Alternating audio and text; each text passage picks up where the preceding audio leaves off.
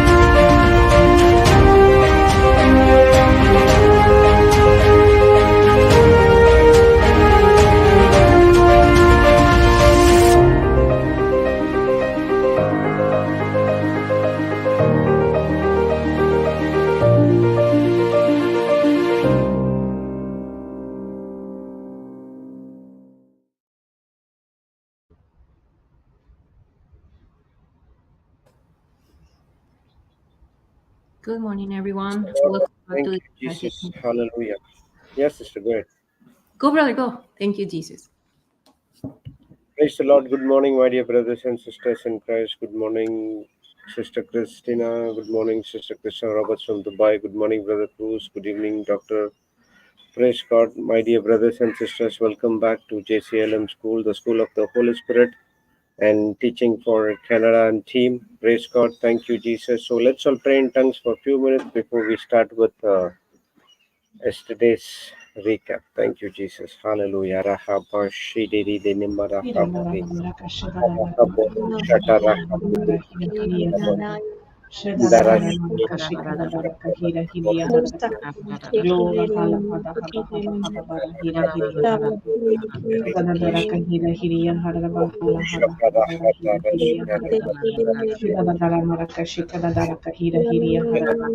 Yo Rahana Hada Haba Haba Bara Hira Hiria Haraba Shida Dara Maraka Hira Hiria Haraba Yo Rahana Haba Haba Haba Bara Hira Hiria Haraba Shida Dara Maraka Hira Hiria Haraba Yo Rahana Haba Haba Haba Haba Bara Hira Hiria Haraba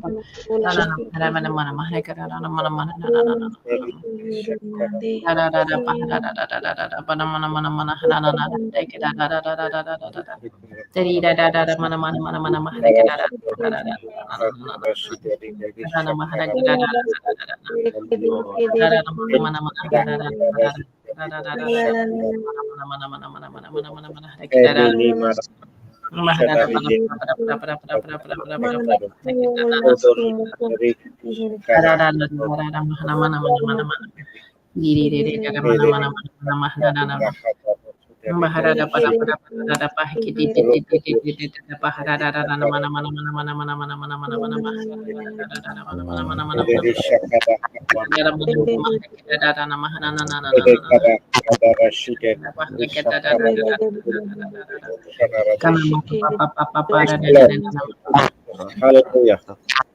Yes, Sister Christina. Yeah. Thank you, Jesus. Thank you, Jesus.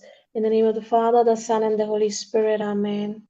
Thank you, Jesus. Praise God. Thank you, Jesus. Father, we thank you, we praise you, and we glorify you. Jesus, we thank you, we praise you, and we glorify you. Holy Spirit, we thank you, we praise you, and we glorify you. Father, we thank you for your presence in this place right now. And we are not here by chance, Lord. It is a divine appointment of the Holy Spirit. Father, we thank you, Lord, for the gift of your word. And we thank you for your Son, who is the living word. Father, we thank you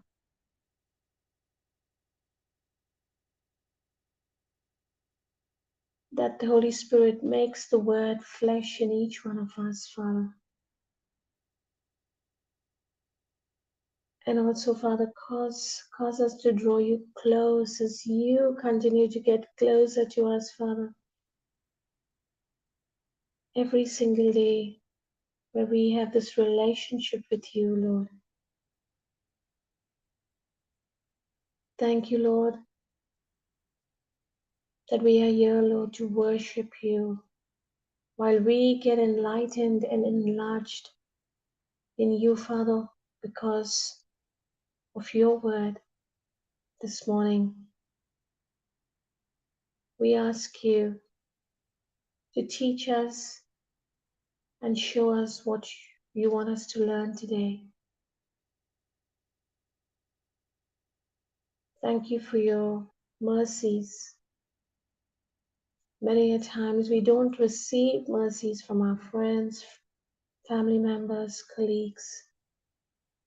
But the good news is, Lord, your mercy is new every single day, with your love abounding in each one of us. Thank you, Jesus. Thank you, Jesus. Lord, we pray that when we hear and receive your word, that our spiritual eyes and ears are sharpened. And as you said, Lord, those who hear, more will be given to them. Indeed, it is limitless from you, Lord, what we receive.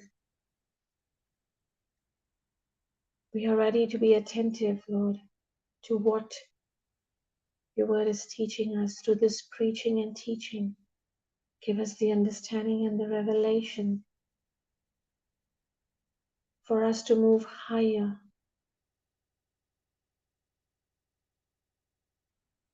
and for us to have everything, Lord, the understanding for it to be into our hearts, go deep down,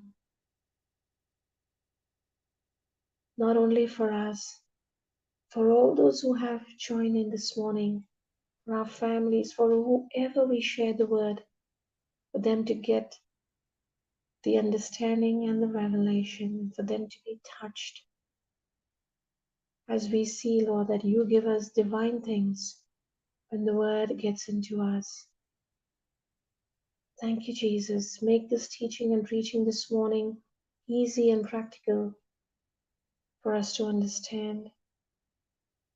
And let signs and wonders accompany while the word is being preached, for people to be touched, for our lives and their lives to never be the same from here on and thereafter. Thank you, Jesus. And for us to desire, Lord, just like the deer pants for water, for us to desire you more and more and pant for you and your word more and more. For us not to rest there, but to keep moving on, meditating on whatever we hear, studying it, applying it, having our own revelation, our own experience, so that we can confidently and boldly go and share it to the lost and win more and more souls for your kingdom. Thank you, Jesus. Thank you, Lord. We can't do this on our own, Lord. It is only through your strength and your power. Thank you, Jesus. Thank you, Holy Spirit, for taking over of the session. Let it be everything of you and nothing of us. Father, you are so, so good. We love you and we honor you and we adore you. Jesus, in your name I pray. Amen, amen, and amen. Thank you, Jesus. Praise Amen. God. Amen. Amen. Amen. Amen. Praise God. Thank Thank you, you. Jesus. Thank you, Jesus. Thank you, Holy Spirit. Praise God. So yesterday we continue with this beautiful psalm. The Holy Spirit was leading us into more understanding of the psalm that David was writing, and the revelation that the Lord, the thirst of the Lord that David had. So we were reading Psalm 42, verse 1, the one that is displayed. Praise Jesus. Thank you, Jesus. Married. Yes, brother, please. The KJV version. To the chief musician, Michel, for the sons of Korah, has the heart panteth after the water brooks. So panteth my soul after thee, O God. A.B.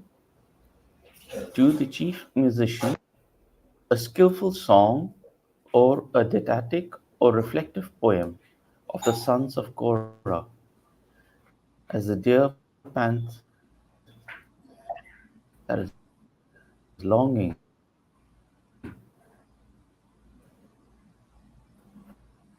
for the water brooks. Praise Jesus. So my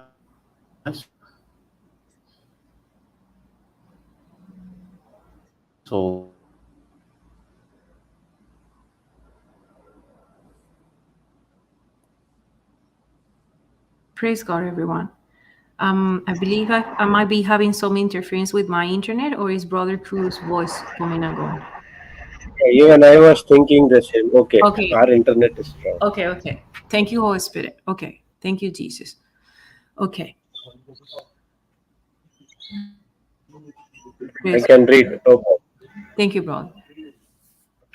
To the chief musician Mashil, for the sons of Korah, as the hart panteth after the water brooks, so panteth my soul after thee, O God. Compare. As the deer pants longingly for the water brooks, so my soul pants longingly for you, O God. Praise Jesus. Thank you, Lord. So David is teaching us that his entire being is panting for the Lord, and is panting for that water, longing for these green pastures and water. And that the Holy Spirit was explaining to us yesterday is the relationship with God. Panting for that water is the desire, the deep desire that we have with the Lord.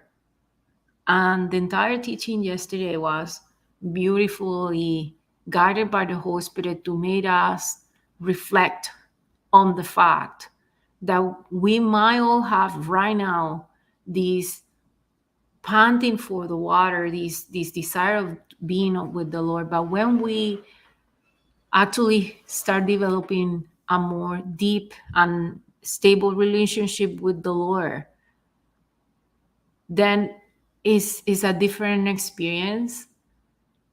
And when we have now that different experience, the central idea yesterday is, what are we doing now with this anointing? So you were panting for the waters, you were panting for the presence of the Lord in your life, in your house, in even in our physical body, as we all come asking for the Lord to heal us in one aspect or the other. But once that we get here, what do we do? Do you still have more thirst? Are you still thirsty for him, that for you is never enough? You want to have more and more and more of the Lord, as we hear from St. Paul, that he was never completely satisfied. And he said, I just want to keep having more, and please, Lord, keep revealing to me, who are you? Keep revealing to me, what do you want me to do for you? And we know is once that we receive this anointed, it's not for us to stay quiet. And this thirst that we have is for us to also go and share with others. We have been meditating in this point over and over for the last couple of days. But so David is telling us that he is constantly panting for the presence of the Lord and the fellowship in his life. But the problem that we're seeing is that most of the time when we get that presence of the Lord, there is a risk that we might feel satisfied. There is a risk. There was a warning by the Holy Spirit yesterday saying, you might feel that that's where you just need to reach, that that's enough, but that's a lie of the devil. The ones that are panting for the waters, the ones that are craving for this desire of the Lord, are craving for this desire so that their anointed can go and be used to set the captives free. That is the reason why we are being anointed. The anointing is not for us. The anointed is so that we get into this beautiful relationship with the Lord. And then He uses us as a disciple, He uses us as a medium to get to the ones that are now also longing for that water, the ones that are also longing for to experience a miracle, that the miracle will bring them into the life of the Lord, but not to stop there at the miracle. Because when we stop at the miracle, then they're going to die again. That doesn't mean they have been saved. They just have been healed, but doesn't mean salvation. And salvation is to know the Lord and to know His Son. So when we're panting for this water, when we're longing for more and more and more, now I understand how is it that the Lord is giving us this strength to keep looking for more. And it's the strength that you see in the ones that are teaching the Word of God in different platforms. We are not saying only here in JCILM. And Papa is there. He's always teaching us. JCILM is only a name that we require in this world to identify and have a legal way to move around. But we're nothing but the instruments of the Lord, and the Lord is the one who is teaching us how to keep satisfying the thirst of others. And that's what we need to understand. This should be the prayer of our life. Lord, keep us panting for you, and then we move others into you. That we use this anointed for others to find you. Lord, teach me how never to be satisfied with what I have, because I know you want me to be a child. I know you're asking us to come to you like a little child who is always thirsty of learning, who is never saying, I know enough. Teach us how to dig deeper in our relationship with you, that we become blessings to others. That should be our daily prayer, that we're seeking to add more souls into the kingdom. And that's why we see the thirst that is now open in each one of us, that now that we have been comforted, now there is a new thirst, and the thirst is like, I need to go and distribute these white books. I need to go and distribute these links. I need to go and preach to others. I need to go and help with the retreat centers. And you see so many going now into this state of not being satisfied, completely not being satisfied. I was sharing with Sister CJ that the Lord gave me a practical experience today. Yesterday, I was hearing to this teaching, but there was something inside of me that I felt unsettled, that I felt was moving, that I felt was asking me to move, asking me to do more. And I was asking the Lord, what was it? And today He brought me to the shore, to one park here that has a lake. And as I was there, I was just admiring that, the water, the creation. I was just admiring and thirsty of finding Him, asking Him for instructions, asking Him to reveal to me what is that He wanted me to do. And as I'm sitting there, there was this beautiful daughter of God that I'm seeing from the back. And I did not know if she was a daughter or a son of God. And as I approached her, just to let her know I was going to be there so she wouldn't get scared, she said to me, I don't speak English. But her smile was the best language. She was also panting for that water. She was just sitting there, fishing with a fishing rod, enjoying seeing the creation. By her skin and her wrinkles, you can tell is at least a 70 or 70 something years old. And she's just there admiring the creation of the Lord, throwing the fishing rope to then free the fishes again and keep going, admiring. And as she gets up and is leaving, she looks at me, smiles again, and she points at me to the lake, the creation of the Lord, and puts her hands in her chest, saying, how beautiful is this, in her own language. And I got it.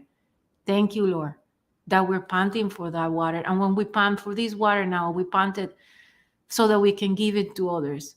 So as I'm admiring that, I'm feeling peace and asking the Lord for instructions on how to move, how to go, how to understand His word, how to develop this relationship with Him. Right at that moment, someone came and seated right beside me in a bench, in the bench that I was sitting, and it was a teenager. And right there, just because the Lord had given me some training that we all have now, and he has opened our spiritual eyes, I could see the suffering on her. I couldn't talk to her. She was wearing headphones, but I could see the scratches in her skin. Like I'm very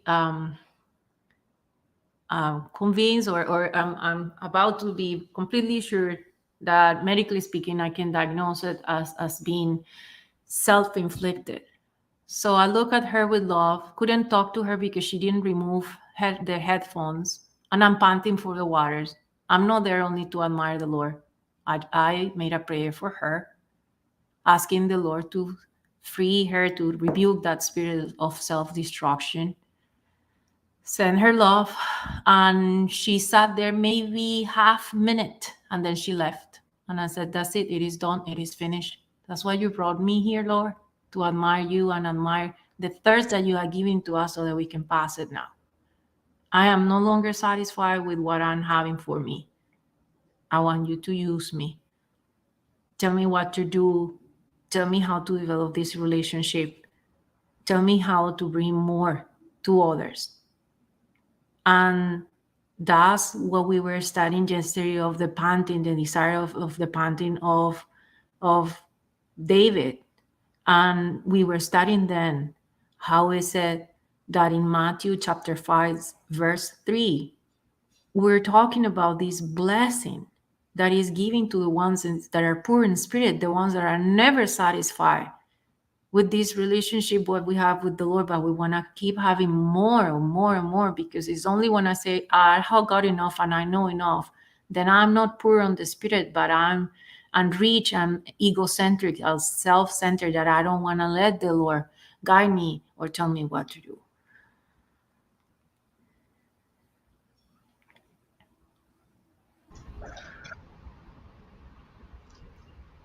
Praise Jesus. Anyone available to read? Or shall I read? Yes, sister, go. Praise Jesus. Blessed. Can Okay, go for it, Christina. let's read. Go ahead. Praise You God. go, my love. You go. You go. Okay. Praise God. Blessed are the poor in spirit, for theirs is the kingdom of heaven. Praise God. Compare. Blessed, spiritually prosperous, happy, to be admired are the poor in spirit, those devoid of spiritual arrogance, those who regard themselves as insignificant. To theirs is the kingdom of heaven. For theirs is the kingdom of heaven, both now and forever. Amen. Praise God. Thank you, Praise God. Jesus. So here the Holy Spirit was teaching us what's the difference of being poor in spirit and being rich in the spirit. And poor in spirit means that no matter how much I have tasted of the Lord, we want more. And that is to have an extreme poverty when it comes to the relationship with God. I am not satisfied, Lord. What do you want me to do? Teach me more. Because if I only come to this teaching, which is what I've been doing, yes, it saved me. Yes, it renewed my mind. Yes, it renewed my entire life. But how do I use this now? I no longer feel that this is what you wanted me to do, only to sit here. How do I bring this to others? And that's what I experienced today. So I didn't get the entire revelation of the teaching yesterday, but today, after the practical application of being thirsty, looking for Him, He put in my heart this desire of getting near to nature, He brought me into a place that I've never been. I never knew I could access that lake by that private entrance. And as I'm there, then he brought this beautiful daughter of God, sat beside me 20 seconds, and I saw the anointing of the Lord moving. That's it. I'm thirsty. Teach me what to do. And I came back like the deer. Praise God. Now I understood. And as I'm listening to the teaching, I'm like, wow, you just taught me today how to be poor in spirit. And it was a revelation when I was there and when I was asking to him, teach me what to do. And it was very clear when he said to me, teach my children, teach my children. And he spoke to me, and this is what happens now with every one of us that comes to these teachings, and you're asking him what to do. It's not that it's only the Lord speaking to Brother Johnson. It's not the Lord only speaking to Brother Jude, to Sister Christina. It's to everyone who comes to him with thirst. It's not available only for the ones that are now sharing and teaching. You can go to the platform and see how many new preachers are there. They have just asked the Lord what to do and how to do it, and the Lord takes over. This we can never buy with money. This sensation that we now have cannot be paid with money. If I have the opportunity to see that child of God that sat beside me an hour as a doctor, and she's paying to me the fee of the visit, I wouldn't have felt such a blessing on her and on me as I felt today. There was no money transaction on it. There is another type of currency that we're using, that is our time and the love of God. How do I use my time to just pour this love that is being poured on me? And not only the love, but is the, now that we have this grace, now that we're full of grace, how do we use our faith to then even do that, move into the desire of the Lord of setting the captives free? Just doing a prayer with your heart for someone else you don't even know, and I don't even know if I'm going to see her ever again, but I believe in my heart she has been set free. This is what the Lord is teaching. And praise Jesus. Someone wants to make a comment? I hear someone unmuting. I was just going to say a big hallelujah and amen to that prayer of faith that you made. Thank you, Doctor. Jesus. Mhm. We And went so here. many David's doctor are being raised. I just felt that. Thank you, Holy Spirit. So many Davids are being raised, including ourselves, isn't it? Praise God. Thank you, Jesus. Thank you, Jesus. Thank you, Jesus. Praise Jesus. So the Lord was teaching us yesterday on a beautiful scripture that came right here. And it was Isaiah chapter 55, verse 1.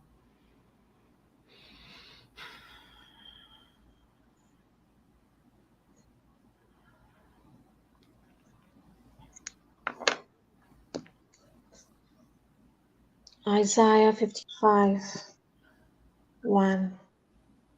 Ho, everyone that thirsted, come you to the waters, and he that has no money, come you buy and eat. Yea, come, buy wine and milk without money and without price. Excuse me. Compare everyone who thirsts, come to the waters, and you who have no money, come, buy grain and eat. Come, buy wine and milk without money and without costs. Simply accept it as a gift from God. Praise God. Thank you, Jesus. Thank you, Jesus. Thank you, Holy Spirit. Praise God. So that's what he taught me today on coming to the water. And we know the water is the Holy Spirit. We know the water is this.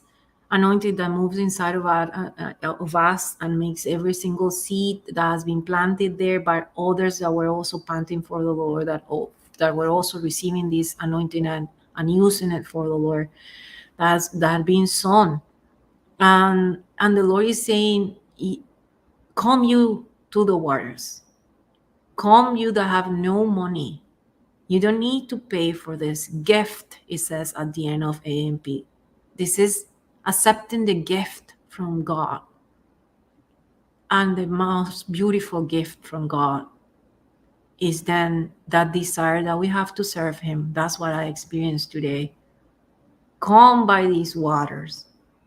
Come, and you don't need money. You see, in the past, in my own life, what I saw is that money was just giving me a fake idea of the reason why I'm here, which is what we were hearing from St. Paul about his status, his richness in the world, his education, even the faith that he had on the scriptures, he considered as dung compared with the relationship that he has now with the Lord. And I can see that. Have no money and come means just leave behind as well that distraction that the world is giving you. You're rich when you know how to enjoy this gift from God that you can buy. And I felt as if I was drunk with wine and milk right there on Him, on Christ Jesus, in Christ, and Christ through me. At not cost. And that's why we're coming here again, at not cost, because we want everyone to enjoy then the same thing that we're enjoying today. And God is looking for that. God is looking for the ones who have said yes to Him, accept His gift. And that is now a reflection of how He has given us a new heart. Because when I was dead, when I was in the flesh, I was saying no to Him. His gifts were always presented there to me. But I was saying no. I didn't know. I did not allow Him to enter me. But when you say yes to the Lord and when you accept Him as your Lord and Savior, the scripture says, I will remove the stony heart out of your flesh and give you a new heart, and my spirit I will put on you. We're looking for people to understand this is a gift of God, and the Lord is looking for that. The Lord is looking for our heart condition. And when our heart condition is, Lord, I'm thirsty of you, then He will use His anointing for you to go and move. And that's now I understand what Papa used to say. If you got your healing, if you got the anointed, and you're still comfortable just at the same place, something is wrong. You got to ask, why is it that you're still so comfortable in the place that you are? You're supposed to be thirsty of moving with this anointing to anoint others. Because we didn't see none of the prophets keeping the oil for themselves. They were using that oil to anoint others. And this is our currency. Our currency is the currency that God is giving to us. The resources we have, the time that we have, the anointing we have is to seek for intimacy with Him, crave His presence in our life, and then He will be the one who releases that power. But we have to move. We have to move. We have to be thirsty on Him using us. That's why we're coming here. We know this Word of God is effective, is powerful, is alive. It penetrates the most deepest area of your body. No doctor will be able to reach there. But He does. And that's the third that we saw. So we were being taught yesterday about the thirst of Moses and how when he realized he was not an Egyptian, he moved. He wanted to set his people free. He wanted to worship and ask for guidance from the Lord and not the God of the Egyptians. And that's how he was able to develop this relationship with the Lord when he opened his heart and he was looking for the Lord. He had the thirst. And then when we have the thirst, the Lord will show us the purpose. The Lord will give us the assignment. It was the Lord who showed Moses what to do. And here's where Sister CJ asked me for a share of the teaching today, because she has a small share that she wants to have on one of the testimonies the Papa was giving yesterday on how the Holy Spirit now use our thirst and how the Holy Spirit now use our availability of the Lord, and how the Holy Spirit was able to deliver this girl who was possessed. Thank you, Holy Spirit. Thank you, Thank you, Jesus. Jesus. Thank you, Jesus. So, Papa was sharing yesterday about how a couple was ministering to a girl who was manifesting, and they were praying with that girl, and they saw all these manifestations, and they reached out to Papa to help and for help, and Papa advised them to keep the girl's ears plugged with the worship songs, which has also got the word of God in it. And soon enough, as soon as this she started listening to the word of God, she quietened down. Now they were doing whatever they could do, but the moment a strategy was given, they followed that instruction, and this girl who was manifesting now began to settle down. And last night, before I could go to bed, I'm nearly about switching off my phone, and I'm getting a call from one of my beautiful sisters. And she was excited. She was like, "Sister, sister, sister, I had to call you now. I had to call you now." And she was sharing the same experience that Papa was sharing on the in the class. And then knowing that it is her personal journey, hers and her husband. And this beloved brother was there at the discipleship retreat for 3 months. And we know that he has surely come out a disciple through the way he and his family are ministering to these people. So we were learning in the previous classes also, like how when you have the anointing, that anointing doesn't keep you glued to your chair. It makes you want to jump into that ring of fire. You're going there and you have so much of love for that person. You want to be able to give your body completely as a vessel to be used to help that person come out from the depression that they are in. So I could see when she was relating the story to me, I was like, now I understand what Papa is talking about. And believe me, brethren, after she finished narrating all this, and this girl has now settled down, the word of God has, the anointing has worked on her, and she's now gone back to her community. She is telling me, "Sister, the next day, everything was chaotic when I went to work. The clients are calling and saying, I don't want to continue with the course, I want a refund back." Three or something people did that to them. And her husband, somebody banged their car, and the car had to get fixed. So she rang her husband and said, "What's happening? Why is all this happening?" And he's laughing. He's laughing and he's saying, "Rejoice, rejoice, rejoice, and be exceedingly glad." Now, only for a person and for a household who is rooted and grounded and established in God's word can they be at rest. Otherwise, if someone had to break your car, they might, the old self might have, jumped out of them to say, "Because you're doing this ministry work on me, all this is coming upon you. Lie from the pits of hell." Supernatural promotion is waiting when we see, because Satan thinks that he can come and put one small lie like this way: "I'll damage your car, let me see how you're going to go and preach the word of God." I won't, that manifestation will not happen. This girl is going to remain there like that. But they did not give up. The anointing of God does not give up. It tells you, it forces you to get into that ring of fire and reunite that beloved into the heart of God. I went to bed yesterday rejoicing, knowing what inheritance we have in Christ Jesus. Where we are no longer chickens, no longer going quack, quack, quack, quack, quack. We are eagles going out there and pinching everybody out from the pits of hell and bringing them in from the darkness into light. Thank you, Doctor. Over to you.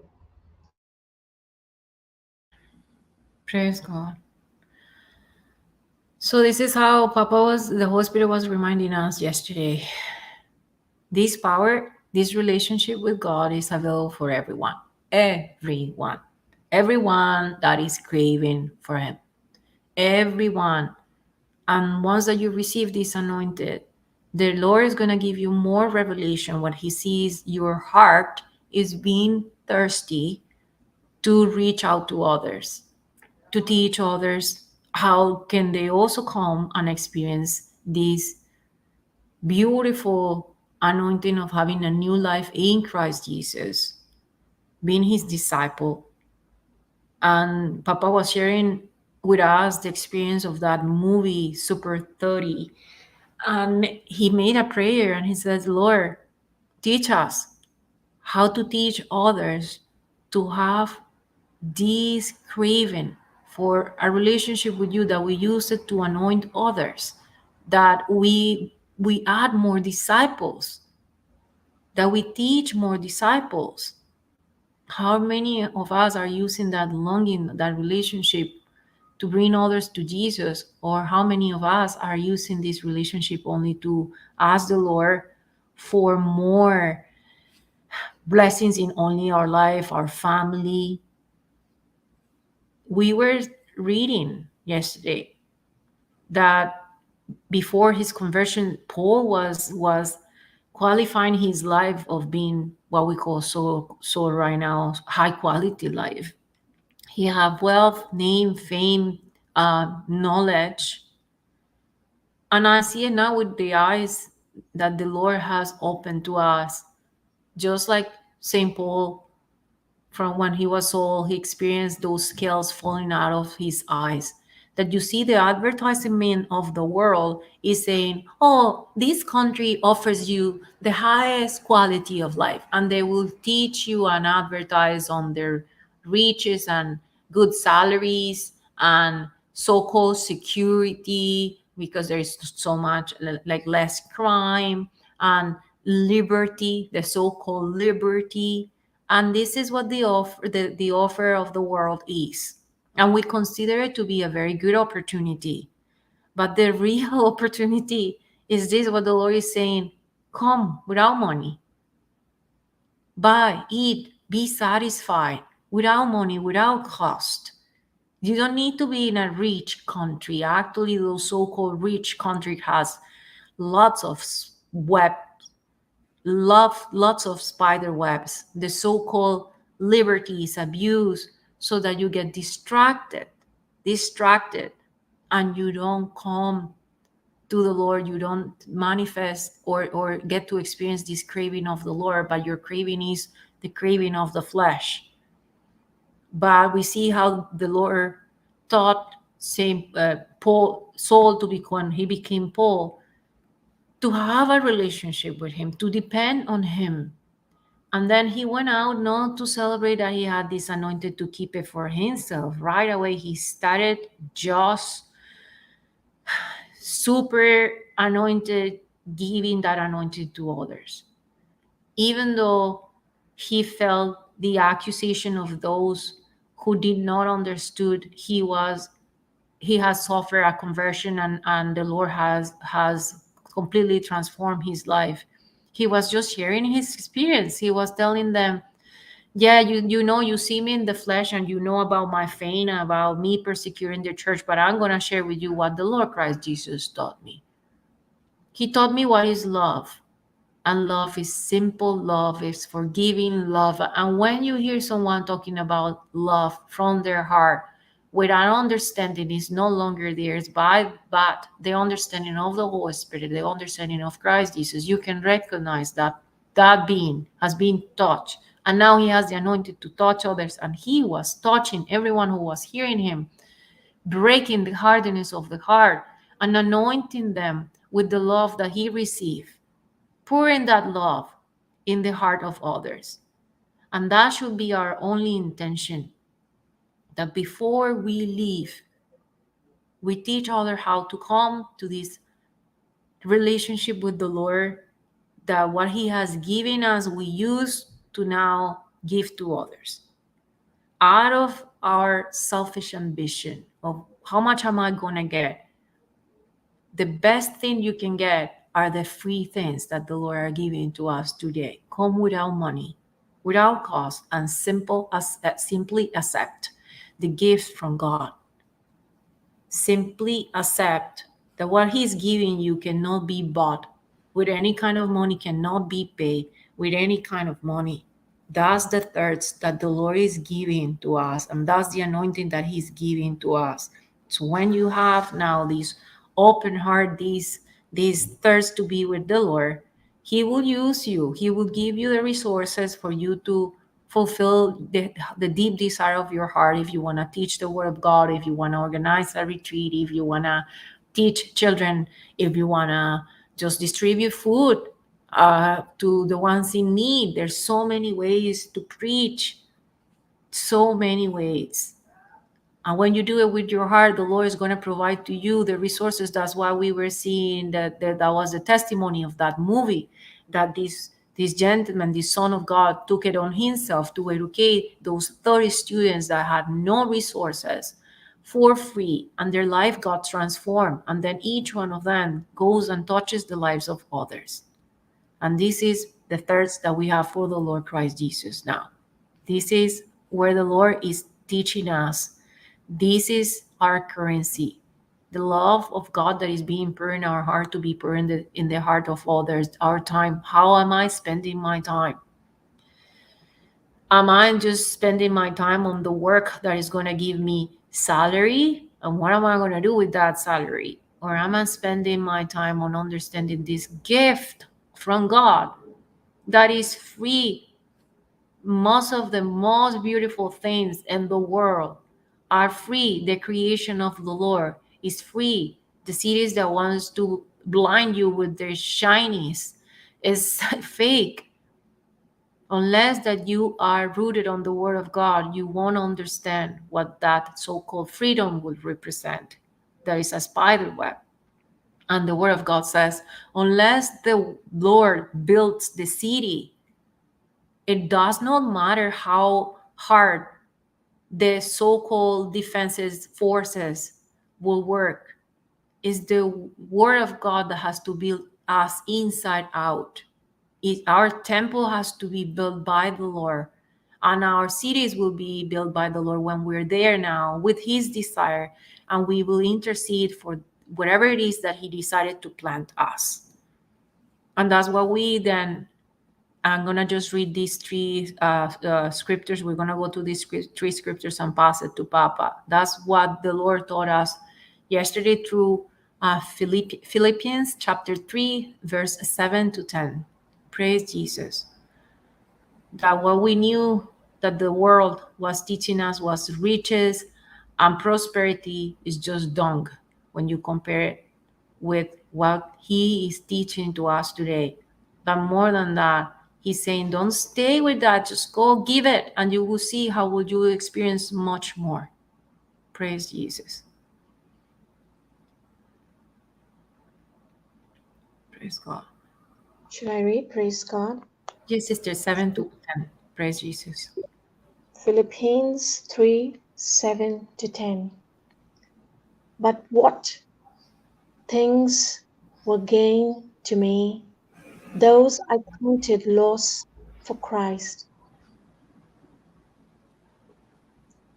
Yea, doubtless, and I count all things but loss for the excellency of the knowledge of Christ Jesus my Lord, for whom I have suffered the loss of all things, and do count them but dung, that I may win Christ,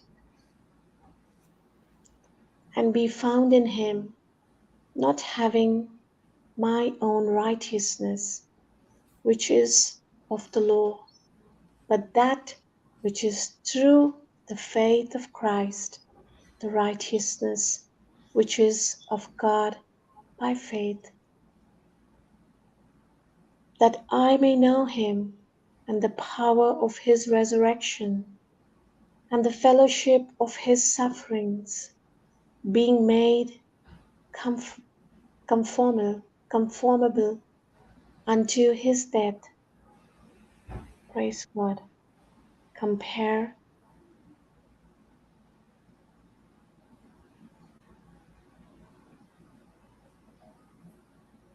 But whatever former things were gains to me, as I taught them these, these things, once regarded as advancement in merit, I have come to consider as loss, absolutely worthless, for the sake of Christ and the purpose which he has given my life. But more than that, I count everything as loss compared to the priceless privilege and supreme advantage of knowing Christ Jesus my Lord, and of growing more deeply and thoroughly acquainted with him, a joy unequaled. For his sake, I have lost everything, and I consider it all garbage, so that I may gain Christ and may be found in him, believing and relying on him, not having any righteousness of my own derived from my obedience to the law and its rituals, but possessing that genuine righteousness which comes through faith in Christ, the righteousness which comes from God on the basis of faith, and this so that I may know him experientially, becoming more thoroughly acquainted with him, understanding the remarkable wonders of his person more completely, and in that same way experience the power of his resurrection,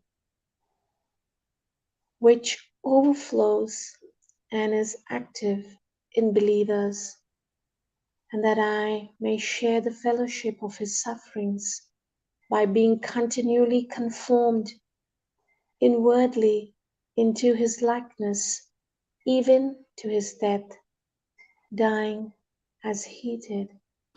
Wow, amen. Praise God. Sister CG, can you go down to verse 12 on IMPC? Not that I have already obtained it, this goal of being Christ-like, or have already been made perfect, but I actively press on, and so that I may take hold of that perfection for which Christ Jesus took hold of me and made me his own. Wow, praise Praise God. God. So we're hearing from 7 to 10. Paul is teaching to us whatever I had in the past, I regard now as a distraction that brought me to destruction. And I now know it's the Lord Christ Jesus who is making me grow. And I'm thirsty of this joy of having him genuinely, this relationship, genuine relationship with him, that I'm no longer obeying the law and rituals, but I'm coming to have a genuine relationship with the Lord who gives me his righteousness. And then I now experientially having becoming more like Christ. But what are we doing with this? Are we just gonna stop there? That was the central teaching yesterday. We have never to think that we are already obtaining it, are already obtained the goal of being like Christ. He is going to keep perfecting us. So we have to actively keep on looking for more perfection of Christ. Tell me, Lord, what to do. What do you want me to do for you? Tell me how to keep finding you in the others. Tell me how to give to them what you gave me. That's what I understood in this verse, that I will never just stop. When His Christ is inside of you, He will never allow you to feel satisfied. He will always give you this thirst of keep going, just like He was actively moving from one place to the other when He was here on earth. Now, being Christ like means I am not satisfied with what I have and the time that I have to reach others. I actively pressing on that I see your perfection not only in me, but into others. Praise Jesus. Thank you, Holy Spirit. Papa, do you want to take over? Thank you, Holy Spirit. Thank you, Jesus. You just tell me one thing, Yes, Papa. and all of you who are there. What do you think about a camel?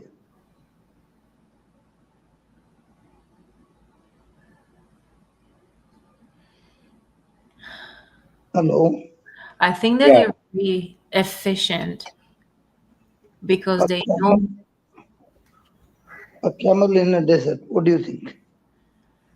a blessed being that knows how to efficiently use what little is given. And with the little water is given, he's able to survive, and not only survive for himself, but to carry others with that. Carry the Wow. load of others with the But little my, he's my- given. but my question is, does a camel pant after water? You were breaking up there, Papa. Can you ask that question again, please? I said, is a camel panting after water? Not really. No. No. It No, stores Because everything. yeah, because it has been created by God in such a way that Hmm. it carries its own water, stores it for quite a number of days. yes, Yes. Man Yes. is not created by God like a camel. Man is created like a deer. It does not have the ability or the resources to carry the water or store the water inwardly. Imagine for the deer running to save himself from all the wild animals, panting, his heart beating so fast in the heat of the day. It does not have inward resources to carry the water, and all that it had to quench the thirst, all that moisture is all drained out, running to save himself.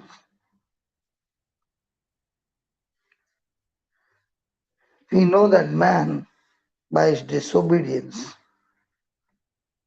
is a fallen creature, and Satan and his demons are on the run to use man to destroy this world. So is the condition of man. Now that we are born again, we have the candle of the Lord inside of us, connecting us to God. But we cannot store. We have to be continually connected to God.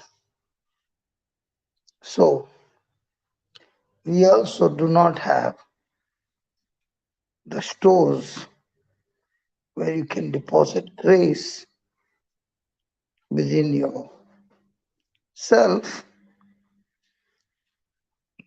that you can rely on your own self. No. We need to come again and again and again to this divine fountain. Praise God. And when we drink of this fountain, that is the Word of God, you have eternal springs.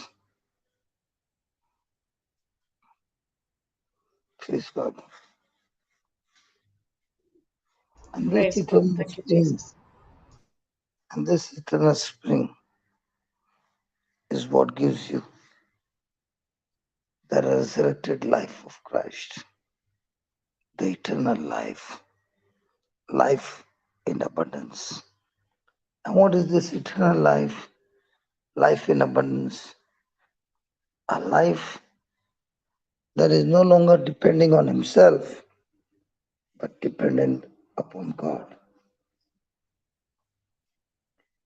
And in total submission to God, where all selfishness is crucified on the cross. Wow. There is fresh springs of water, fresh resurrected life in Christ. So, a Christian now discovers that I've not been created to be like a camel, but like a deer, where I'm no longer relying on my own energy, but totally dependent on Christ, who strengthens me from within. It's no longer my strength, but Christ's strength in me. So you see, we cannot make it without God. We need Him every moment so that we are led by the Spirit, so that we walk in the Spirit and do not fulfill the lust of the flesh. No matter how poor you are, no matter how naked you are, no matter how miserable you are, no matter what you have done, come to the fountain of Christ.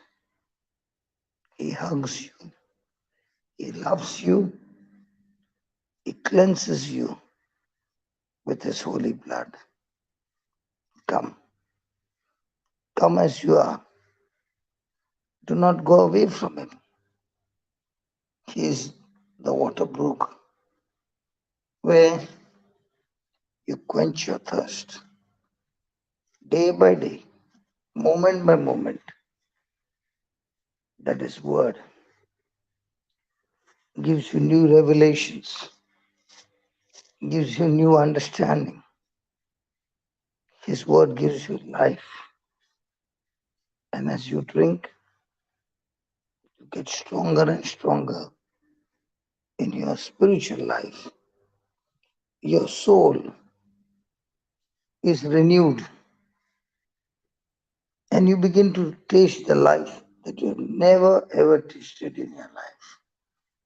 You become more and more selfless. Your self is nailed on the cross. You no longer faint or get weary because your trust is in the Lord. And now you renew your mind with new revelations that you fly like an eagle. No longer fainting, tired, and being self-destroyed. You shall run and not get tired. Come to the fountain. You don't need money to buy. Absolutely free.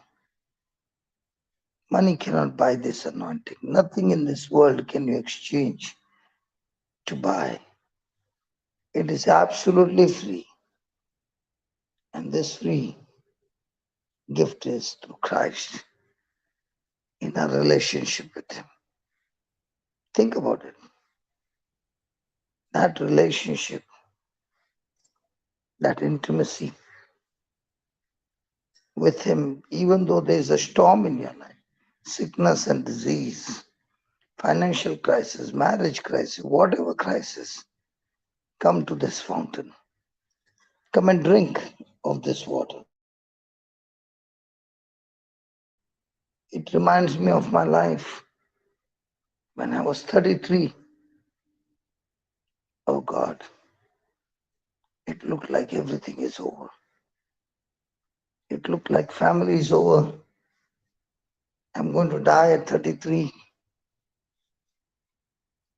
Children are small. I've got crazy demons attacking you. Can't go to sleep. Miserable life with fear. Business gone. House gone. Everything is gone on the streets of Mumbai. Praise God. One stranger lady comes home and tells my wife, I can take you there. Because I also went one day to quench my thirst. And from then on, I'm going to that water brook. Wow. I will myself come and take your husband and you and your children. Got the taste of it. The priest said, come here for 9 days. On the 5th day, that water, that miracle water, that preaching of the word, that teaching of the word, that anointing, that resurrection power of God destroyed 33 years of being in bondage. Just destroyed it completely. Got me out of the prison, spiritual prison, and gave me the freedom. And once you get the taste of this water, you don't want anything in this world because you found the true life, the true resurrected life. With your sin nature crucified and we being made righteous, the righteousness of God, the nature of God in Christ Jesus. Wow. Anybody in the house understands what I'm talking about? Yeah. Yes, Wow. yes, yes, yes, yes, yes, yes. And you Thank you, can Jesus. relate to your own life. Yeah. Yes, Yes, absolutely. We were all chained and our souls filled with poison, filled with that lust, the desires of the corruption of the world. It was so poisonous that many of us were so much drowned in that poison that we could hardly breathe. There was so much of selfishness, there was so much of insufficiency. We are not camels, my dear. We are deers. Look at the camel walking and look at the deer. My God. But in spite of all that mess that we had done, the Lord never abandoned us. He tried to get our attention so that we no longer go to the wrong water brook, thinking it is water, but actually drinking the lust of the world. Thank you, Jesus. Thank you, Lord, from the day the gospel was preached, the good news was preached, your grace, purely your grace, purely your mercy, your love, your forgiveness, all started working inside of us. And with a free will, free choice, we rejected Satan, we rejected the desires of this world, and we now long for the treasures of heaven. And that's when, for the first time, our soul began to taste what it means to be life, what it means to be loved, what it means to be forgiven, what it means to be filled with the strength of God. Wow. My soul began to rejoice. My soul began to get encouraged. My soul began to look forward with hope when there was only hopelessness. I began to understand how deceiving these senses are, how deceiving this world is, how deceiving everything around me is, how deceiving is that imagination that is saying there's no chance, there's no hope. All you can do is go and finish up your life. Wow. Thank you, Holy Spirit, for that first love, the first taste, that the craving and the thirst to go after God got activated. Wow. The real thirst came that I had to make a choice. The thirst for the world and the treasures of the world, and the thirst for God and the treasures of heaven. Which one do you want? Which one will drive you, give you the passion and the zeal? Which one are you seeking for? The living God, Jesus Christ, or the dead God, Satan and all the pleasures of this world? Praise God.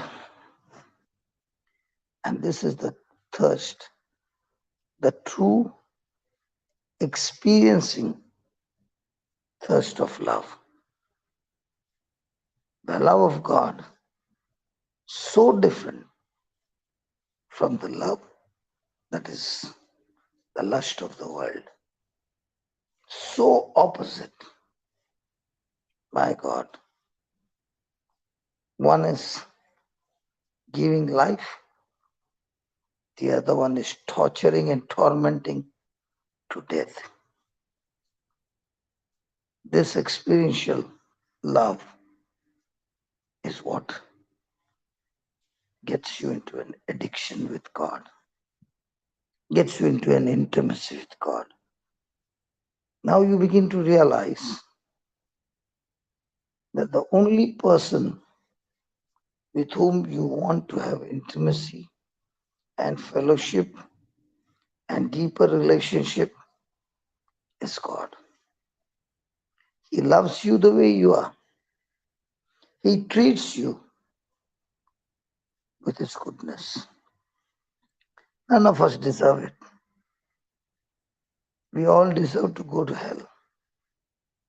But when you start experiencing the love, the first thing that happens is you experience unconditional forgiveness, unconditional intimacy, unconditional goodness, unconditional fellowship. Even though you have made thousands of mistakes, yet you're accepted, yet you are adopted in the family of God. Yet the blood of Jesus sanctifies you and cleanses you and purifies you. Wow. Thank you, Jesus. And there comes the delight. You're delighting in every moment by moment. You're delighting in every work, in every mission, in every moment, in everything that you do. You are enjoying and delighting in that divine appointment. Let me give you an example so that you understand what I'm talking about. I want you to understand this.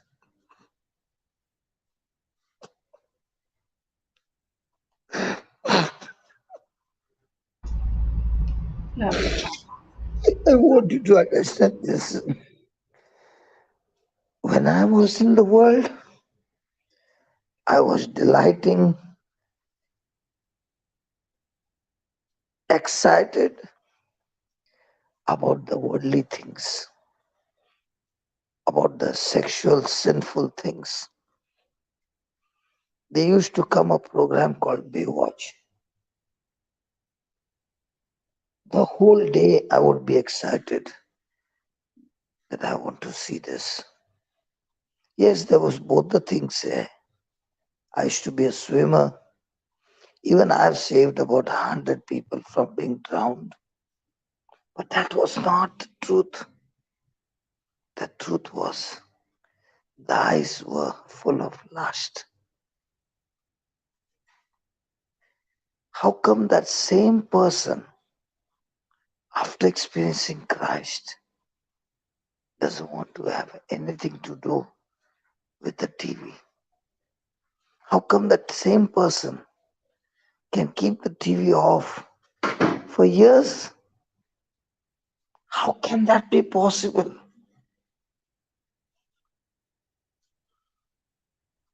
It turns you from a worshipper of the world to the true worshipper of God. And that is His promise. Jesus said, true worshippers now will not worship in Jerusalem or in Samaria, because true worshippers are no longer worshiping the Lord with their soul, with their senses, but with their spirit. The new spirit that He has given to each one of us when we are born again. It's through the spirit that your heart is longing for the truth. I want to know the truth. The truth, Jesus said, when my word abides in you, that word will talk to you, strengthen you, and that word will teach you to discipline yourself. It's your choice. But in spite of the freedom to choose, I choose not to go the world way. I choose to discipline myself to submit to God. I choose divine appointment with my God. I choose to be in the company of these true worshippers, to be in the company and fellowship of these humble worshippers. I long to be in this appointment where I can see the glory of God touching lives. And I also want to be there. I also want to be there. I don't want to go to those places that is full of lust, that only destroyed and destroyed and destroyed. I want to experience the true blessed life where I can also say, like Abraham, God, you have called me, you have anointed me, you have chosen me to be a blessing to the nations.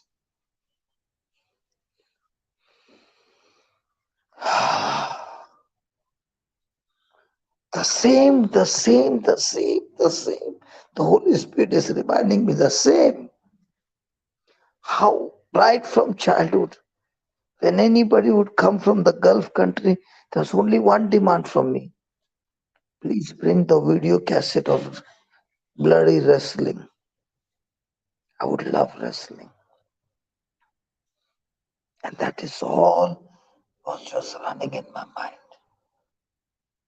And I realized that we have wrestling every moment by moment, not against flesh and blood, but against the principalities and rulers of the dark ages.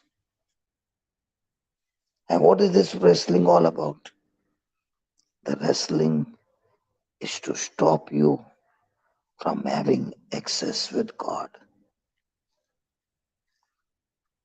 to distract you so that you have no access to God. Because the devil knows when this person gets connected to God, everything of God, the divine life, flows into this person who has been a slave of mine for so many years.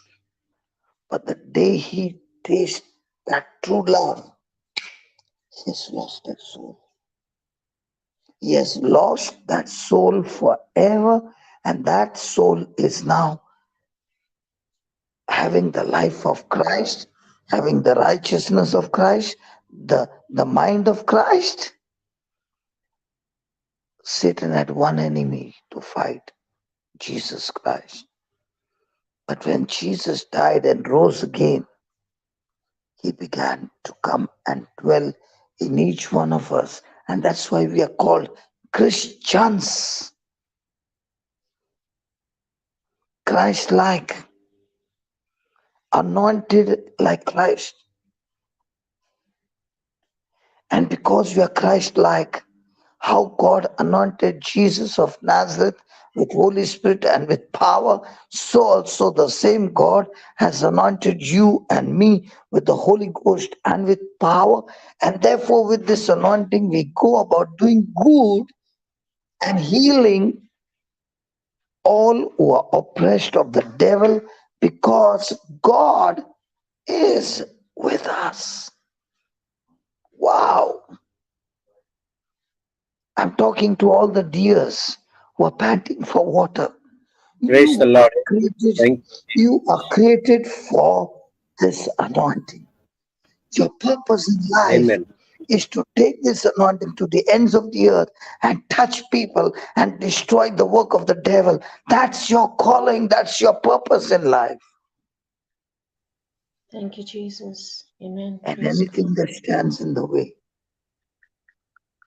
the anointing will destroy it.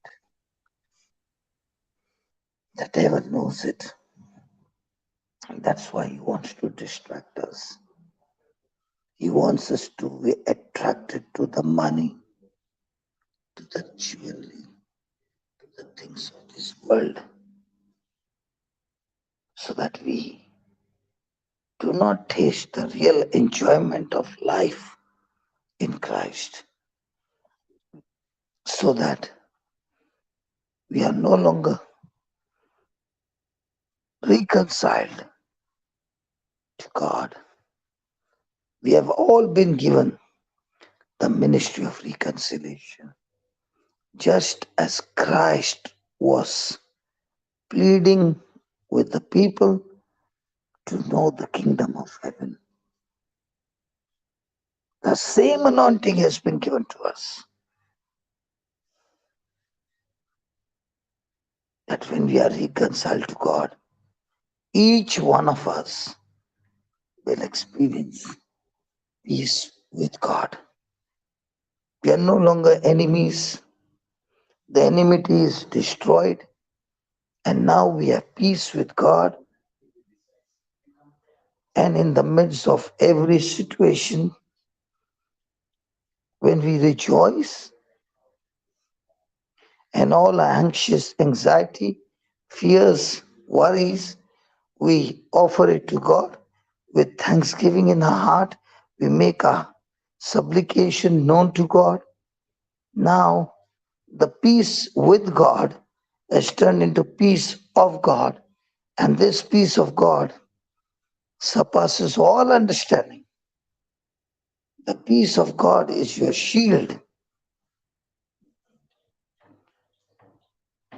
that protects your heart and mind in Christ Jesus.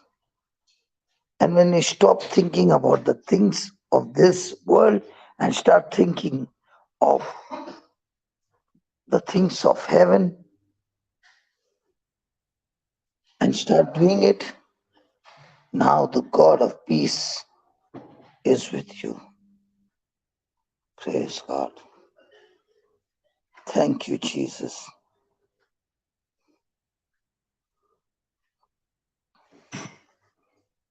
My friend,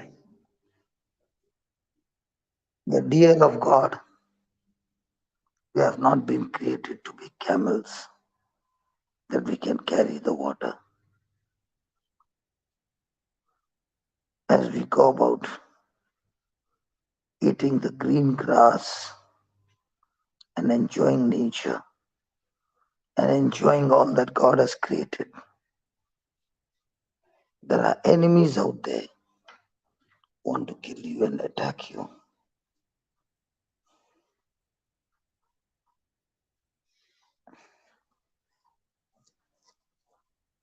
Are you going to save yourself or allow yourself to be hunted?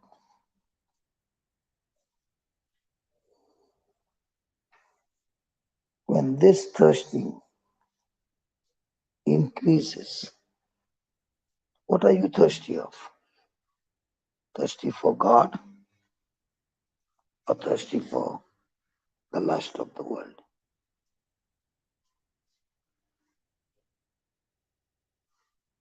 The thirsting for God, praise God. In this thirst, remember, the anointing will always be with you. And that anointing will destroy, because Isaiah 10:27 says, when the anointing comes, the anointing removes the burden and destroys the yoke of the devil completely. And this is the anointing that gives you more and more and more of the desires to be with the Lord, to fellowship with the Lord. You're never ever alone. You're never ever feeling lonely. Because when you fellowship with the Lord and carry His anointing is for glory, for virtue. That's what 2 Peter 1:3 says. That this God, by His grace, has given unto us all things that pertains to life and godliness, to the knowledge of God, to our Lord Jesus Christ, who has called us for glory and virtue. He has not called us to live an ordinary life. He has called us to live a super, extraordinary, powerful, victorious, champion, spirit-filled life. Wow. That every day, wherever you go, you carry the glory of God, the supernatural manifestation, the supernatural signs and wonders, where your very presence destroys the stony heart and brings forth the heart of life, the heart of Christ. And as CJ was just sharing about that girl who was manifesting, the family, the husband and wife, remained with this girl right up to 2:30, 3 o'clock, continuously bombarding the word of God. And that's when 2:30 to 3 o'clock, the power was destroyed. And she once again started speaking the word of God.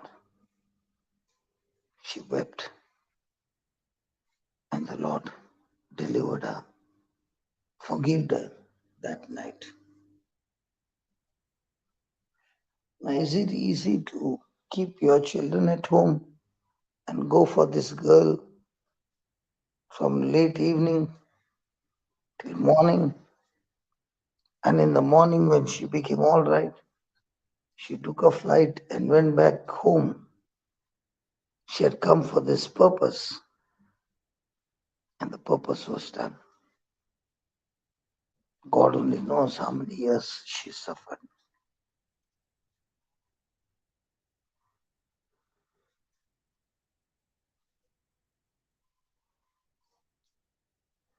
Praise God. Praise God. Thank you, Jesus. Thank you, Jesus. No matter what happens, a soul thirsting for God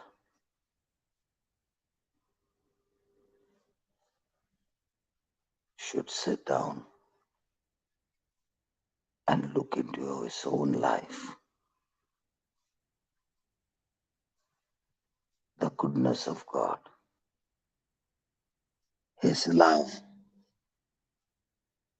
His presence in your life. All that God has achieved in your life supernaturally, as you sit and think about it. Oh, what a satisfaction.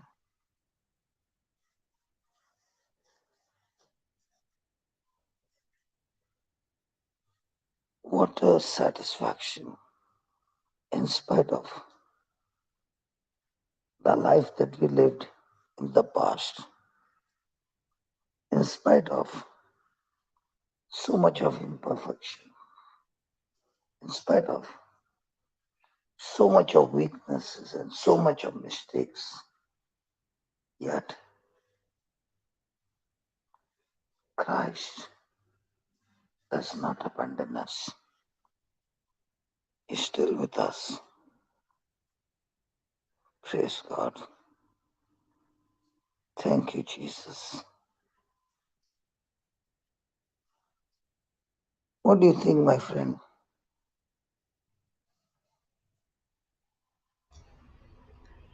I'm a dear. Praise God. Thank you, Jesus. Thank you, Jesus.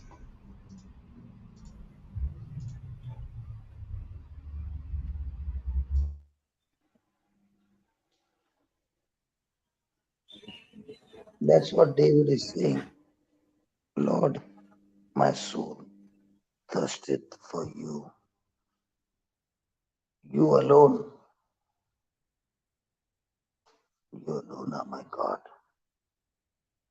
my living God, and my soul longs for you. And thank you for the anointing that I'm learning to believe in you. I'm learning to focus on you, trust in you, in spite of all that is around me trying to kill me.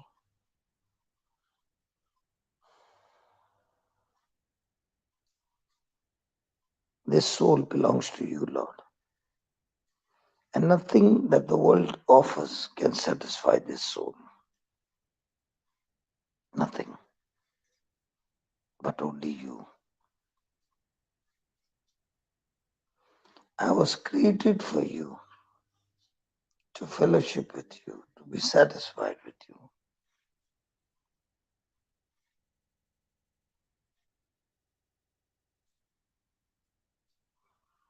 Even though I see your goodness, even though I see your works, but Lord, even that doesn't satisfy me until you alone are the center of my life. However big the miracle is, however big the blessing is, but it is you, yourself, the center of my soul, can satisfy me.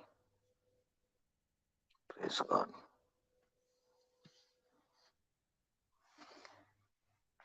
Yes, my friends, you can put some more insight about your own life.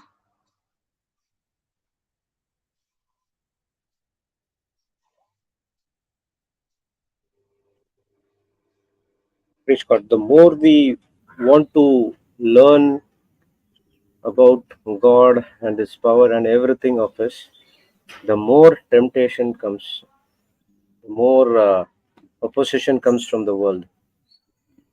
But our work is to just focus not on the circumstances, but only on the Word of God, which is Lord has already finished for us. And I still remember once Sister Kiyomi said in Melbourne, if we see temptation is more, so as God is also there with the Spirit to help us. But when the temptation comes, or as we say, this comes, that comes, what we are thinking of? Are we thinking to fight the temptation with our own selfish efforts, or we are focusing on God so that we resist the temptation with submitting to Him? Praise God. So, so it's all about fighting the good fight of faith, which God has given to us. Praise God. Thank you, Jesus.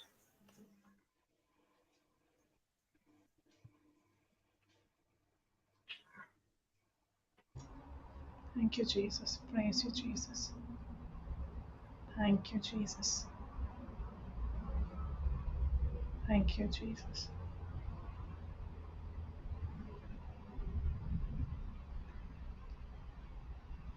Anybody wants to share? I believe in my heart that the Lord was touching each one of us again today when you were saying everything else that is not the Lord Christ Jesus just comes as a distraction.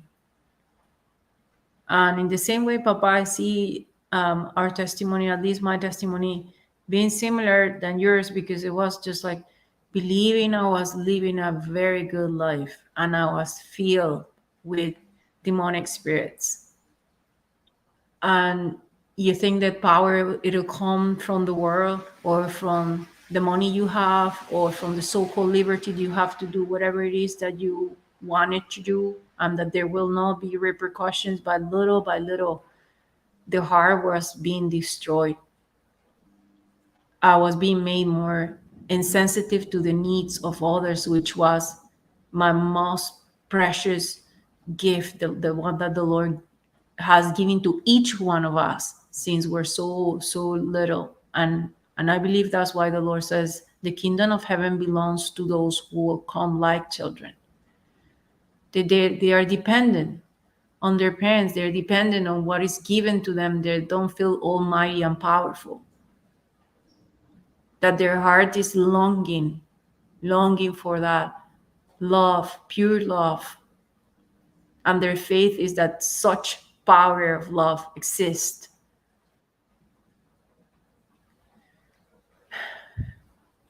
I believe the Lord is talking to us today about all the distractions that the world can use so that we get astray of Him. But it's the Lord Christ Jesus who comes again and again to the shore looking for us when we're distracted, just like His disciples were trying to go back to their own life. And He came, didn't judge them, didn't reprimand them, gave them revelation, prepared them food, feeded them, gave them the word, explained them what was the meaning of true love, and sent them out, strengthened to their assignment. Praise Jesus. Thank you, Holy Spirit.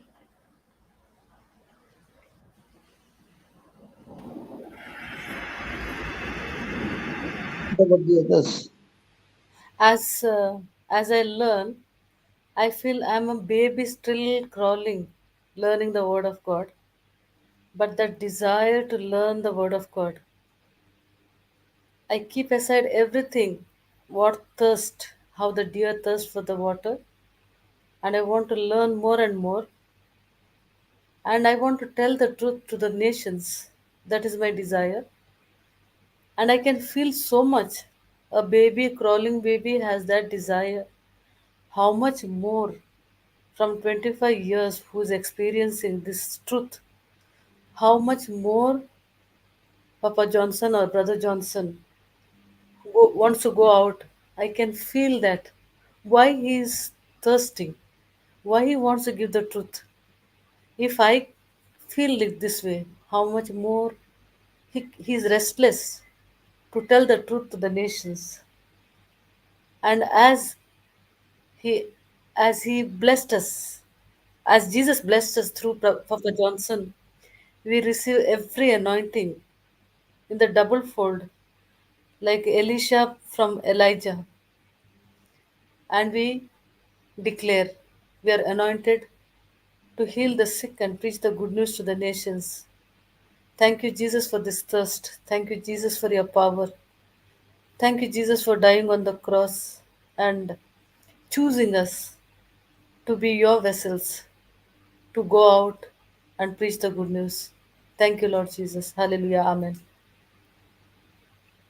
Did anybody find Amen. Amen. anything wrong in what Clara said?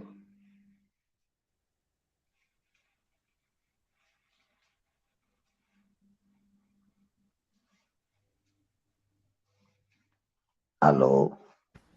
Yeah, I heard your question, but I did not get the mistake, Papa. No, I didn't get. Clara said something and it was a big, huge mistake. Mm, Anybody? just I'm not pointing finger to Clara, but she just spoke against the word of God out of ignorance, not purpose.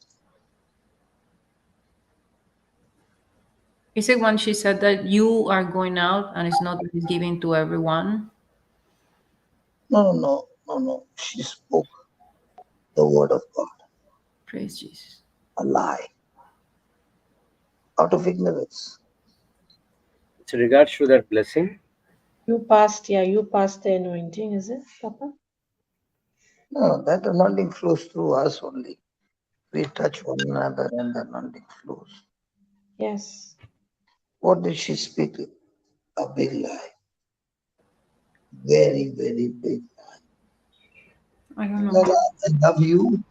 I'm not judging you, but here we have to make the correction. Clara, I'm so happy. I'm learning. Wow. That's why I said I'm crawling baby. okay.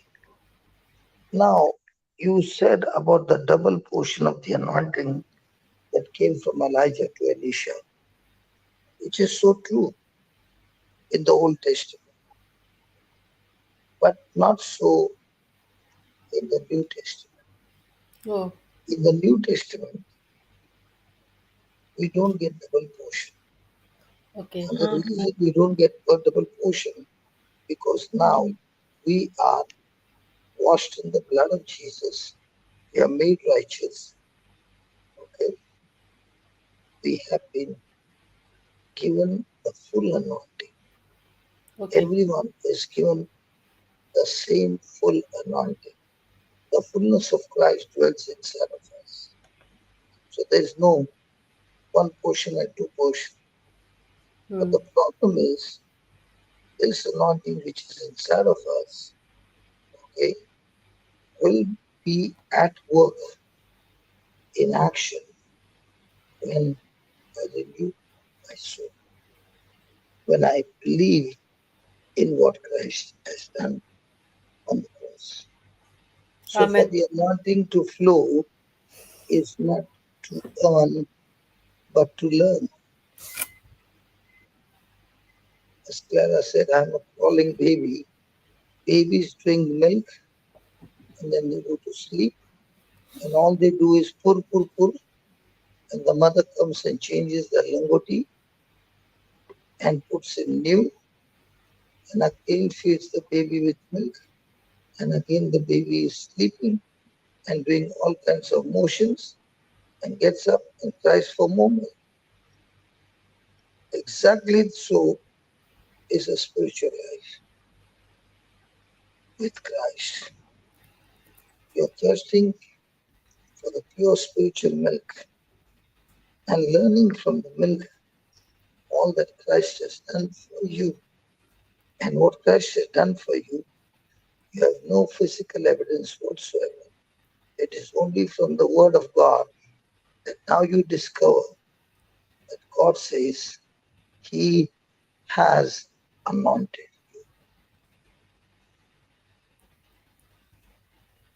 The great mystery that was hidden from ages, but now it is revealed to you. That is Christ in you, the hope of you. So now Christians don't receive double portion. We receive Christ Himself in us. So that double portion is a Old Testament term, but in the New Testament we receive the fullness of God, the living God, no longer the dead God. God is living, He is God. I know, and I know consciously that this living God is inside of me. And now I'm God dependent, not independent. I'm God sufficient, not self sufficient. Praise God. God in me is active. Praise God. So now, here comes the catch. I have the God of the New Testament, and I am also having the God of the Old Testament. Which Testament God you want to be in? The Old Testament God is the same God, no difference. But the Old Testament God has a system.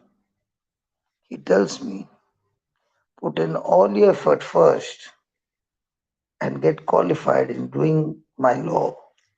And I promise you, I will bless you. The Old Testament God. But thanks be to Christ, through him we are introduced to the New Testament God that is saying, Christ has done everything for me, and all I need is to believe in God's mercy, God's grace, and believe using my faith.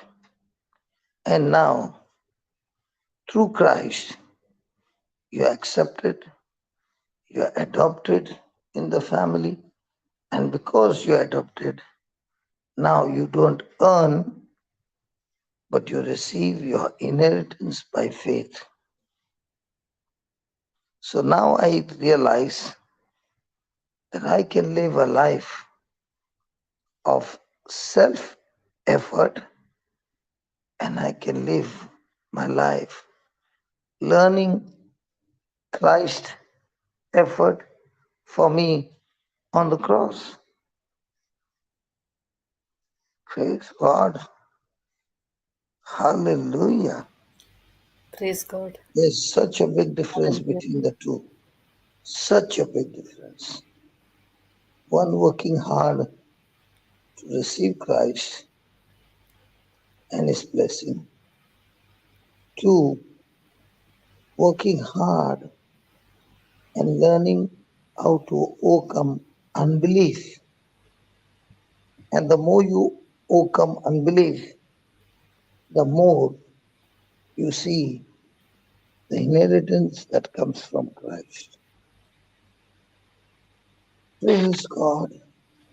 We all need God. Every one of us need God. Praise God. Thank you.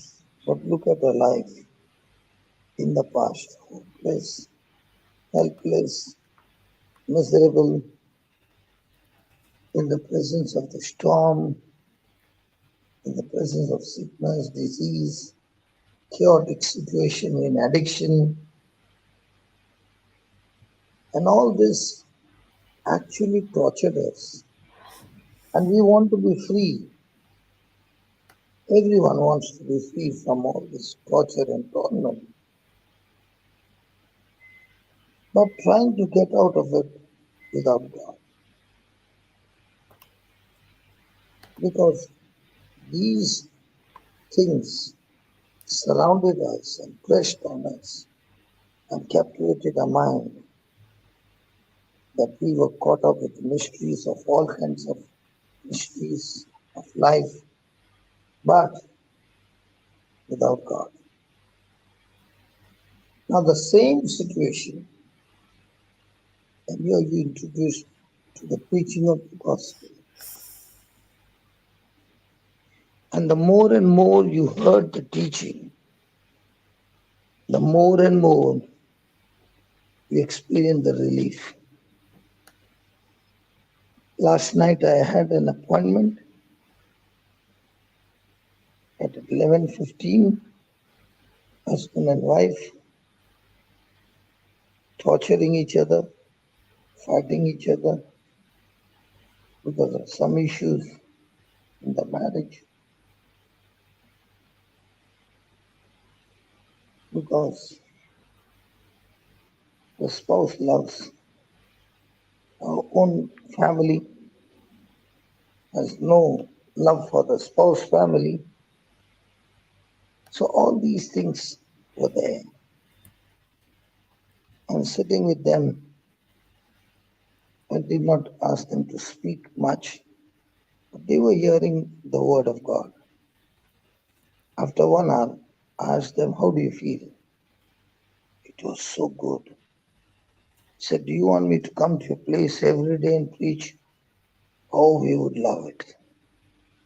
I said, you can have me preach to you 24 hours 7 by going on the YouTube and delighting yourself in the teaching so that the truth will set you free.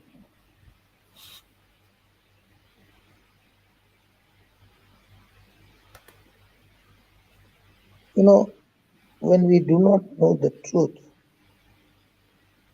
everything is a mystery.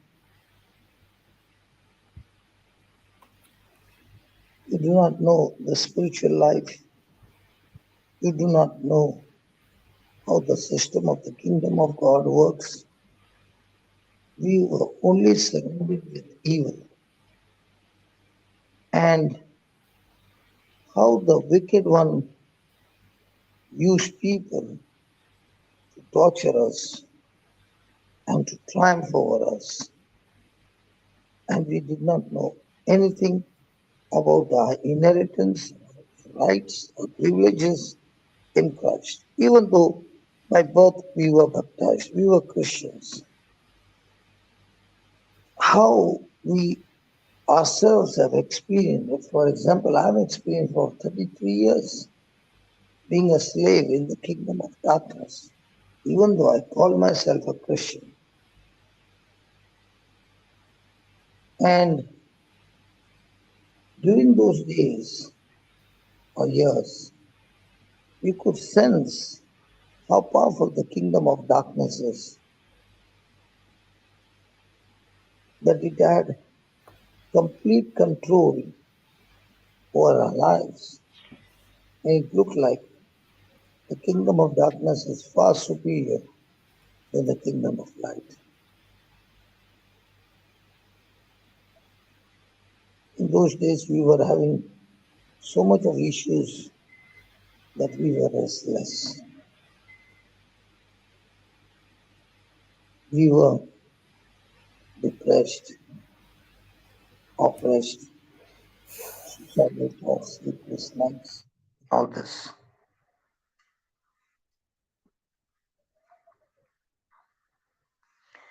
During that time, thanks be to God, to our Lord Jesus Christ, that God sent, might be a stranger or might be a person whom you know, but God did send somebody carrying this treasure of the gospel.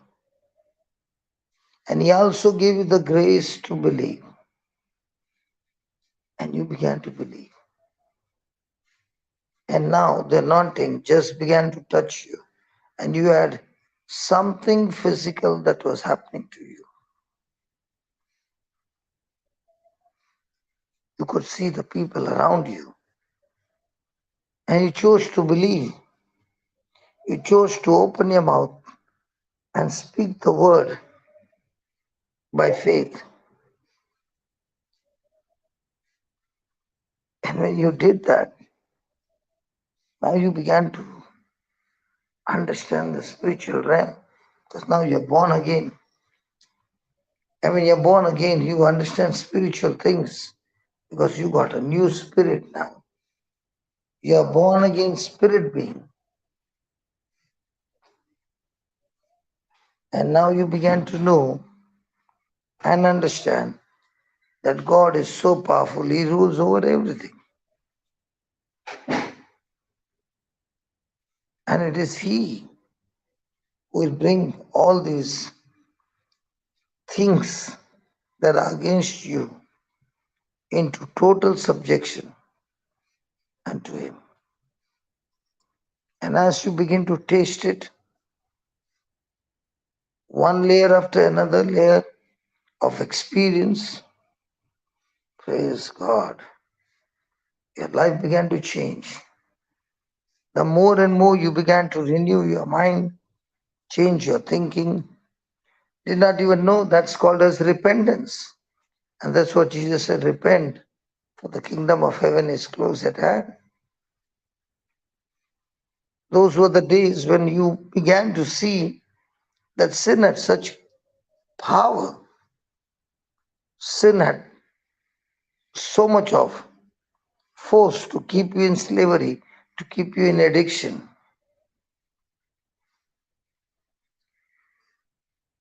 Did not know how to come out of this addiction. You hated that addiction. You hated that sin. But yet you were a slave.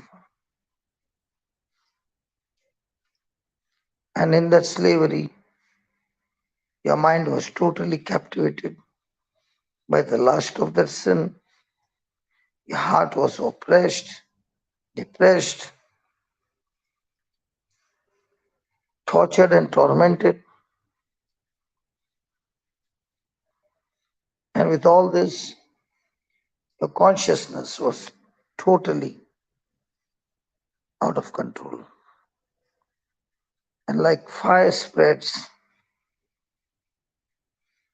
all these things began to spread, and many a times you and I were the cause of spreading the fire of sin. And just like virus gets contagious and multiplies, so also the pestilence began to multiply, began to infect other people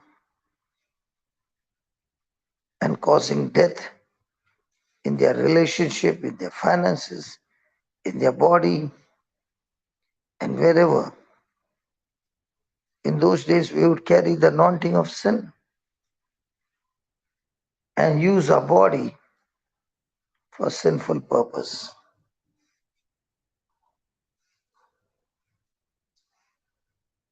And in the midst of this, there came a realization asking, how can I ever be delivered from this terrible destroyer? And you began to come to church, began to listen to the teaching, and now slowly but surely you got into addiction of watching and learning from the preaching and teaching of Christ. When that began to happen, wow, you saw the glory of God. You saw deliverance, you saw healing take place in your own life. The power, the anointing destroyed the burden, and the yoke of the devil was completely destroyed, terminated. And for the first time, you began to breathe life that Jesus came to give in abundance. So now, as you began to feed on the word more and more and more, you found your life changing completely.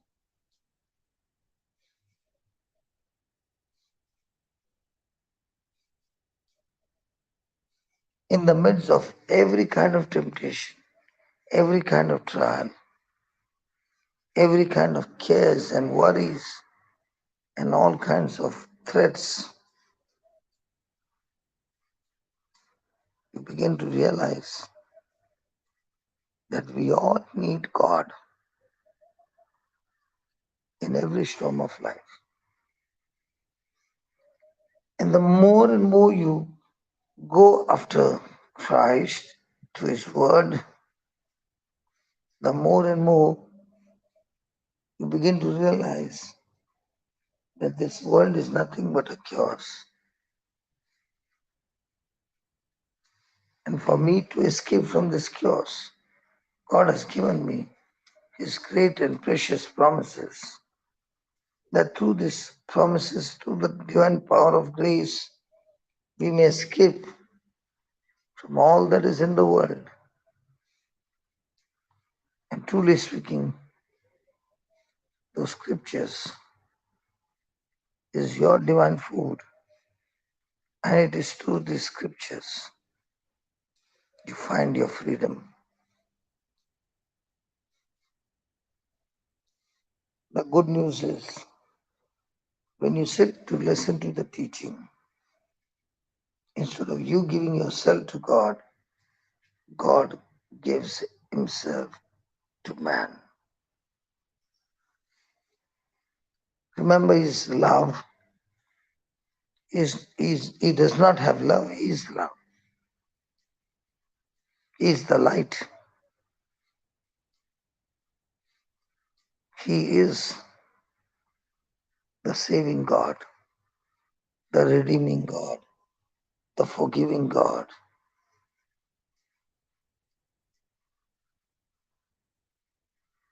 And now your eyes are open, no longer longing for the lust of the flesh, but now longing for God. What your eyes have not seen, what your ears have not heard, what has not entered your heart, those things God has prepared for those who love Him.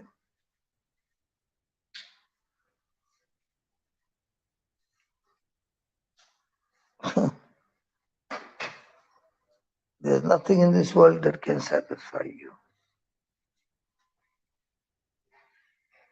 And only the love of God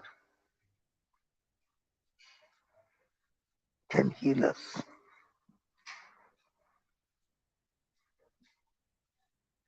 Now your eyes are no longer longing for the lust of the flesh, for the treasures of corruption, but now, just as bread is for the hunger, water is for the thirst of the body, so also Christ gives himself completely for the satisfaction of every soul in this world. So now your life is all about abiding in the Lord, fellowshipping with God, fellowshipping with His Word.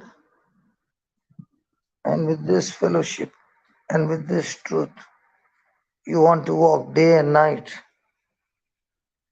in His light.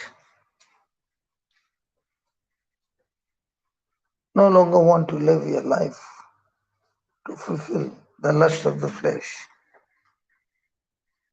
but your body, your life, totally unto God.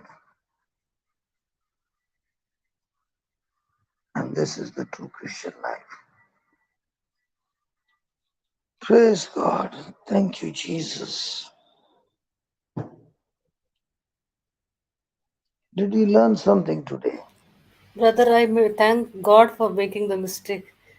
Thank God, because I kept repeating the scripture, thinking that I know I'm double anointed wherever I went, and I think this has set free so many of us, I believe. And a test became a testimony message, mess became a message. I'm thanking God for this wonderful teaching and correction. Thank you, Jesus. Thank you, Praise brother. God. Yes, yes. When you have the correction, you are full of love. When you don't want to make a correction, you'll be full of bitterness. Life is about what you choose. The mistake has been done, but the same mistake can become such a great blessing. What you rightfully said. If you take it, thank God, I learned it. But if there is no learning, then who is he that he should talk in the open? He could have told me privately, I would have heard it. Why should he talk in public and make it public? A person who is dead to himself and alive to God, it does not matter to him. Like you just said, I'm so thankful to God. There might be so many like me making the same mistake, and we don't even know that we don't settle for double portion. We have got the fullness of God in us. And to experience that fullness, all I need to do is renew my mind. Ask Holy Spirit to help you to change your thinking.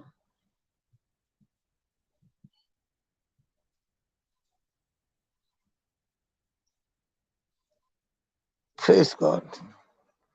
The more and more you're willing to learn, the more and more you'll discover the grace of God so much mightily.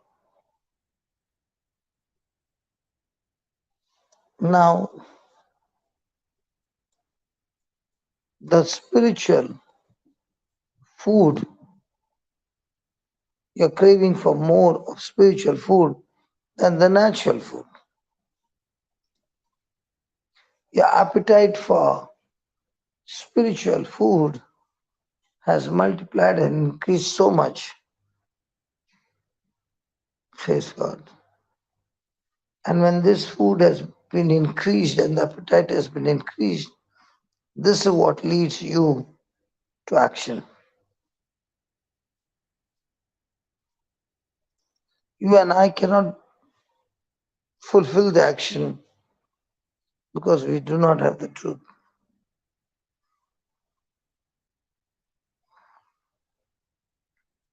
Praise God.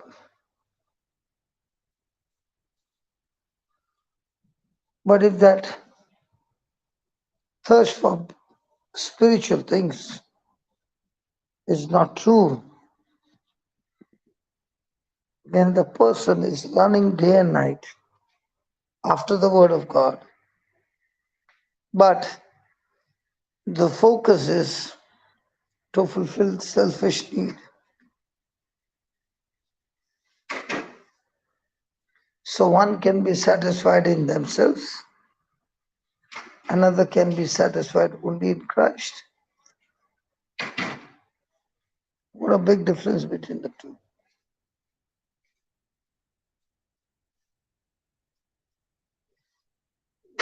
So when that fellowship begins and a true Christian loves God, the more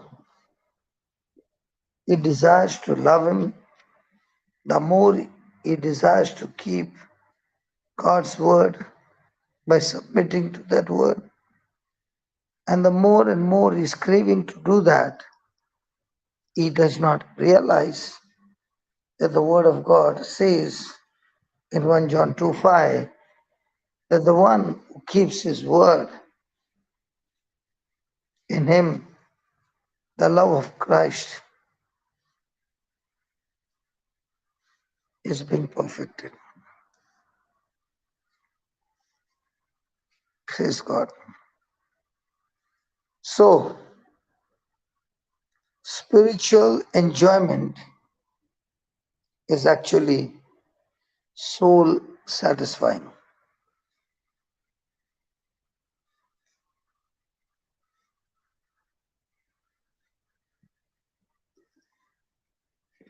Praise God.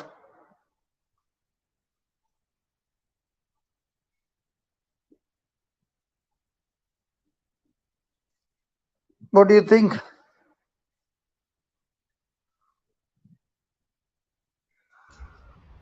Wow. Praise God. Powerful, wonderful. So that camel example really helped us, because as the camel stores the water in stomach, and all the way journey, it draws the water from the stomach and he fulfills the thirst. So in the same way, when we are in Christ, the Holy Spirit has given everything inside of us, and God has already provided to live a life of godliness and life of what He has done in this planet Earth. The same way He has poured everything inside of us. Only thing is we need to draw out from our spirit, and we need to make it happen all our life through the spiritual journey, how we walk in this planet Earth. Praise God. What you said is absolutely true, that God has given a river inside of us. I agree with Amen. that. But Amen. instead Amen. of that river being in us, in the well full of water, okay, Hmm. not necessarily you're using the water from the well, you're using the Yeah, river, you might still be living a poisonous life. correct. The key is how much are you willing to change your thinking? Change your thinking. How much are Praise you God. willing to renew your mind?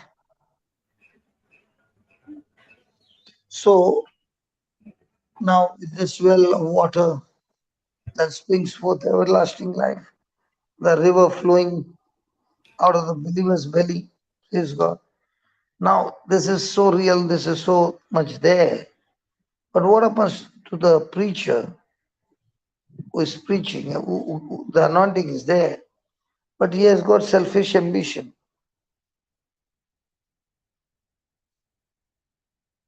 He lives his life selfishly. Now, is he using the anointing? No. Yeah, Yes, Baba. he's In using the serve. anointing. But because his desires are wrong, is that anointing going to bless him?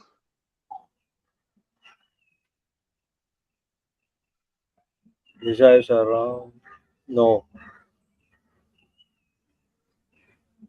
Anointing is always to break the yoke of the devil. But if the desires is wrong, how the anointing would work? So his thinking is not right. Then. Okay, so now can you make out the difference between the two? The Hmm. same anointing, the same word, everything the same, but the desire is fleshy. Another person, everything the same, but the desire is heavenly. Spiritual. Praise God. So just because I come for this Canada class does not mean you're qualified. You're qualified based on your heart condition. Correct. Because in the kingdom of God, He doesn't look at external achievement. He's not even interested in achievement. He's only interested in how much do I practice to produce the fruit of heaven. Praise the Lord. Thank you, Jesus. Praise God. Over to y'all today. Now, as the deer panteth for the water, so my soul pants after thee. My soul is panting to go to Oman and preach over there on transit. My soul is panting to go to Goa and preach the gospel over there. The people have registered. But at the same time, the block is the visa has not yet arrived. Can you believe in the same company, another person's visa came last evening, but my visa did not come? Praise God. Praise God in Jesus' name. It's come, Papa. Thank you, Yeah, I Jesus. know it's coming. I We know. believe. But Yes, I'm Papa. also experiencing that when it Yes. does not come, what do? Mm. I can sit and cry and wait for it to come, or else I Yeah. can go and reach out to others and Amen. save some souls and not focus on what I did not get, because the prayer is saying, first believe that you have received it and it shall be given unto you. So I know the visa has come, and today evening I'm flying. Amen. 5:30 Amen. flight, I'm flying. Yeah. So Thank that you, Praise at the Lord. Jesus. 6:30 I'll be in Oman. Amen. From 6:30 to 12 o'clock I can preach. Amen. We agree in I can faith. preach Thank the whole night in some other place and have a night vision. And in the morning Amen. get onto the flight and sleep the whole journey. Praise God. you. Amen. Praise God. Okay, Thank there you, are many Jesus. things that happen now for me. The latest is that I got a chance to go to Philippines and I'm searching for VFS Philippines, not there. I have to fly to Delhi to get the visa. All dates already fixed. The question is, do I take 1 day holiday and No. go there, deposit my passport in Delhi, apply, and come back and wait for the next 15 days for the visa to be ready? So I have to take 1 day off. So many things are there. I don't have a holiday and I have to do it probably Monday so that I have the number of days for my visa, for my passport to come back. On one side is, why should I do it? Come on, next year I can go. On the other side is, if I go this year, I can get so many souls and introduce them to the YouTube. So one day to go, what about the tickets that you booked? All gone waste. See, every moment there is a choice. Should I talk to Sister Sinjina and say, Sister, please manage on Monday. On Sunday, I will leave to Delhi directly. Monday morning, I've done my job early in the morning, take a flight and come back by evening to Ranchi. Just give me those hours. You manage on the first day somehow. My passport is deposited. In the next 15 days, the passport comes to Hyderabad, from where I'm going to fly to Perth.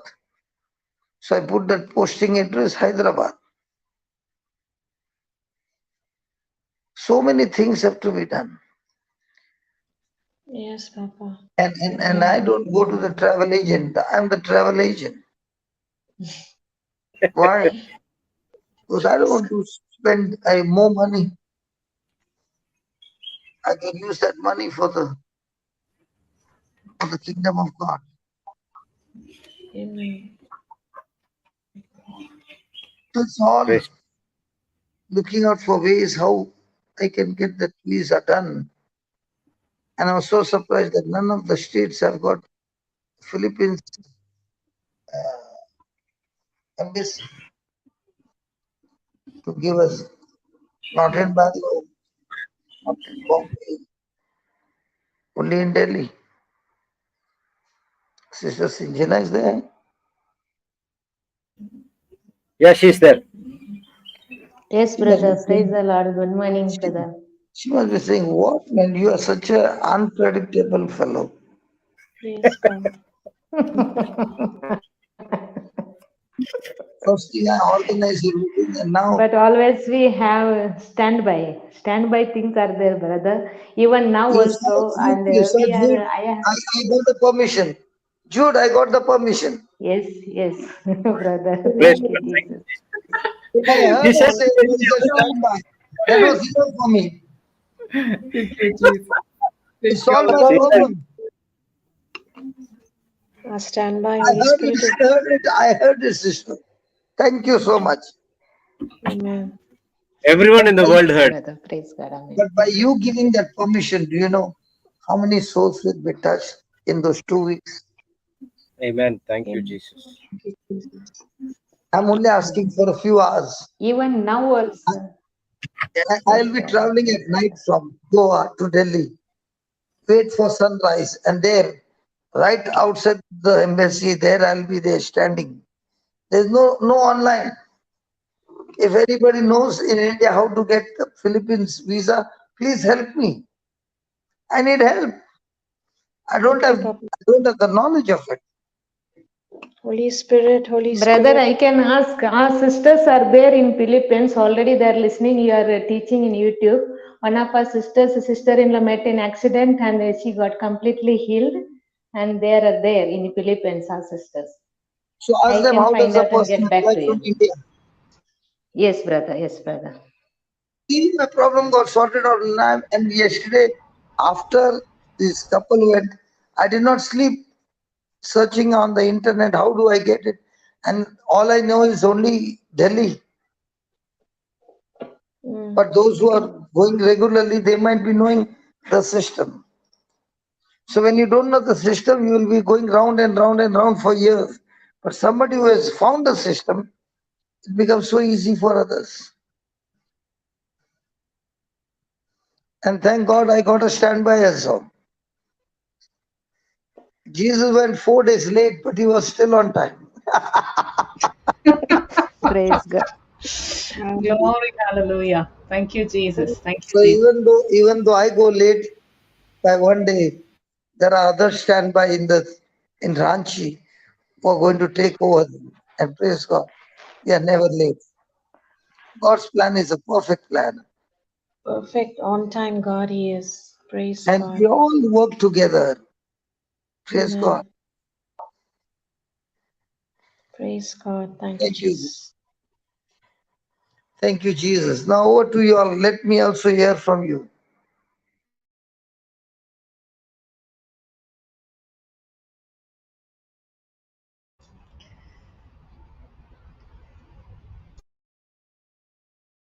Hallelujah. Thank you, Jesus. Thank you, Jesus. There's so much of anointing in today's teaching. Or not just today's teaching, every day's teaching. Every day's teaching, there's so much of power and anointing. And it's such a joy to know that that same anointing which Jesus was anointed with by God is with us. And all these privileges of heaven, this inheritance of heaven is with us. We did not know it. We did not know it because we were, as Papa said, miserable and wallowing in the pit of the lies of the devil. But praise God for his preaching and teaching when we began to take that instructions and start applying it in our lives. We made the corrections purely by the grace of God.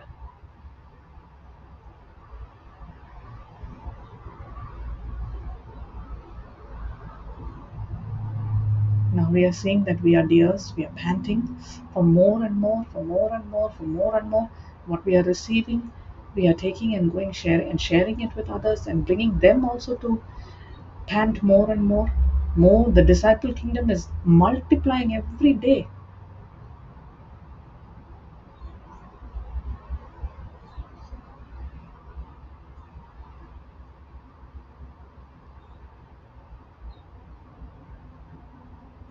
Yes, praise God, brothers and sisters. It is true. When we were in thirst for Christ and His love, and when we are satisfied and when we experience His love, it's always, as brother was saying, that we don't want to spend a second to waste unnecessary things and giving to the negative or devil. Yes, as we too look for searching for the souls. I just now just 20 minutes before got a call saying that where I am going to preach retreat for 50 to 60 people. Now sister called me and told that sister there will be more than 100 people. And also we need some Hindi teaching and teach the word of God how long you want. Full day is given to us.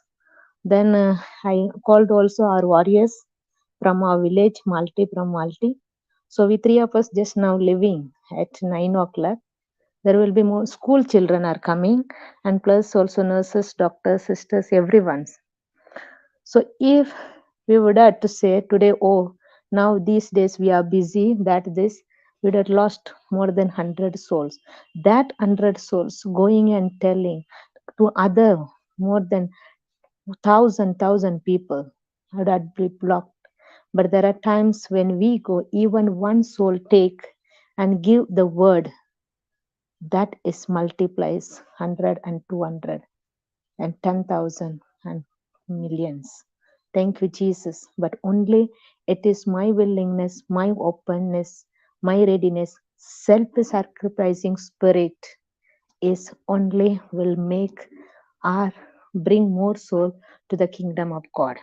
If I look for my comfort, if I say that, oh, it is raining, it is cold, or it is hot, anything I put in my way, then I am blocking so many souls coming close to God.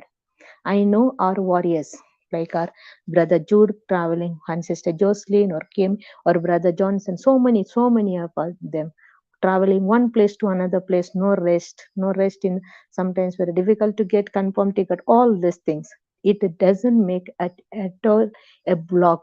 It is a testimony and test to overcome.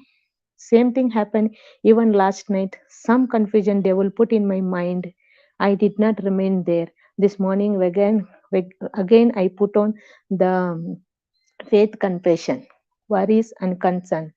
The only the Instrument, the tool is for us for anything, my brothers and sisters, the word of God. Everything, all the answer is there in that.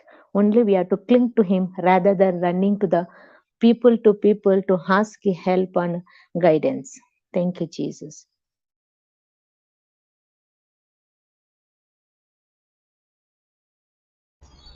Spot on, Sister Sanjina. Spot on.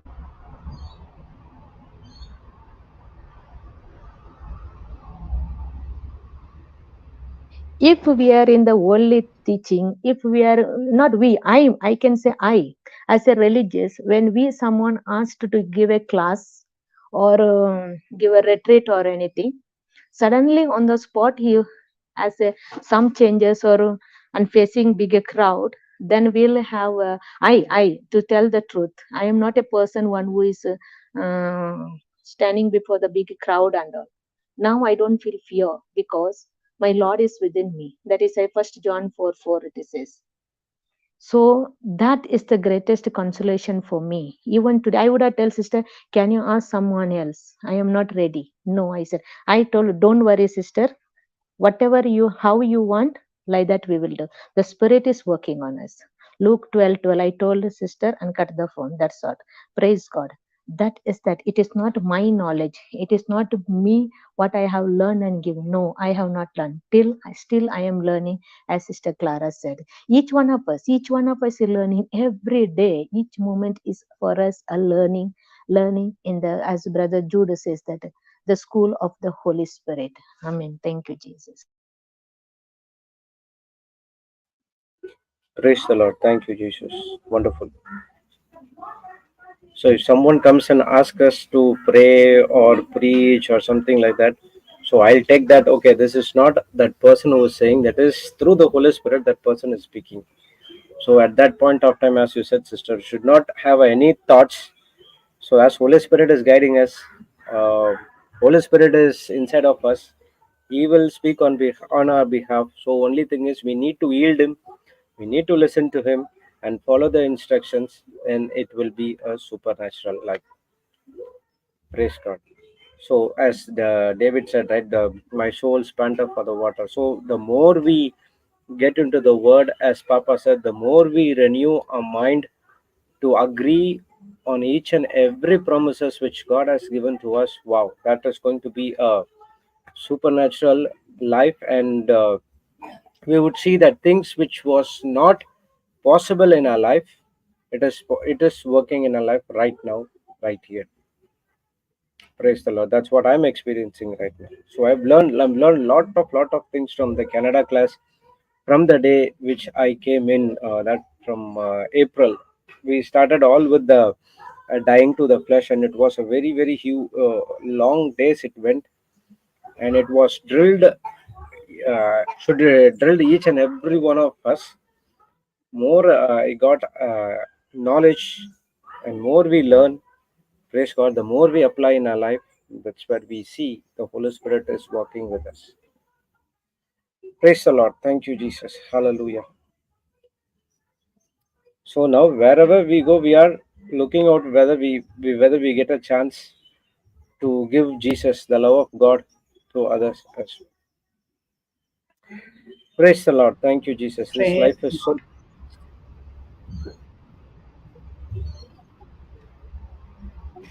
the excitement you have from this place to going to that place to preach and teach the word of God.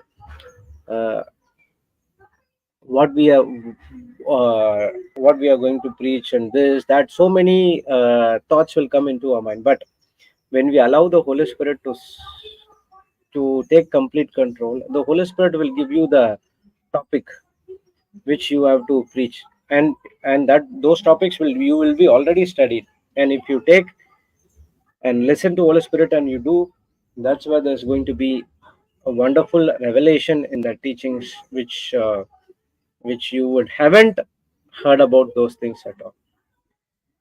Praise God. Thank you, Jesus. Hallelujah. Amen.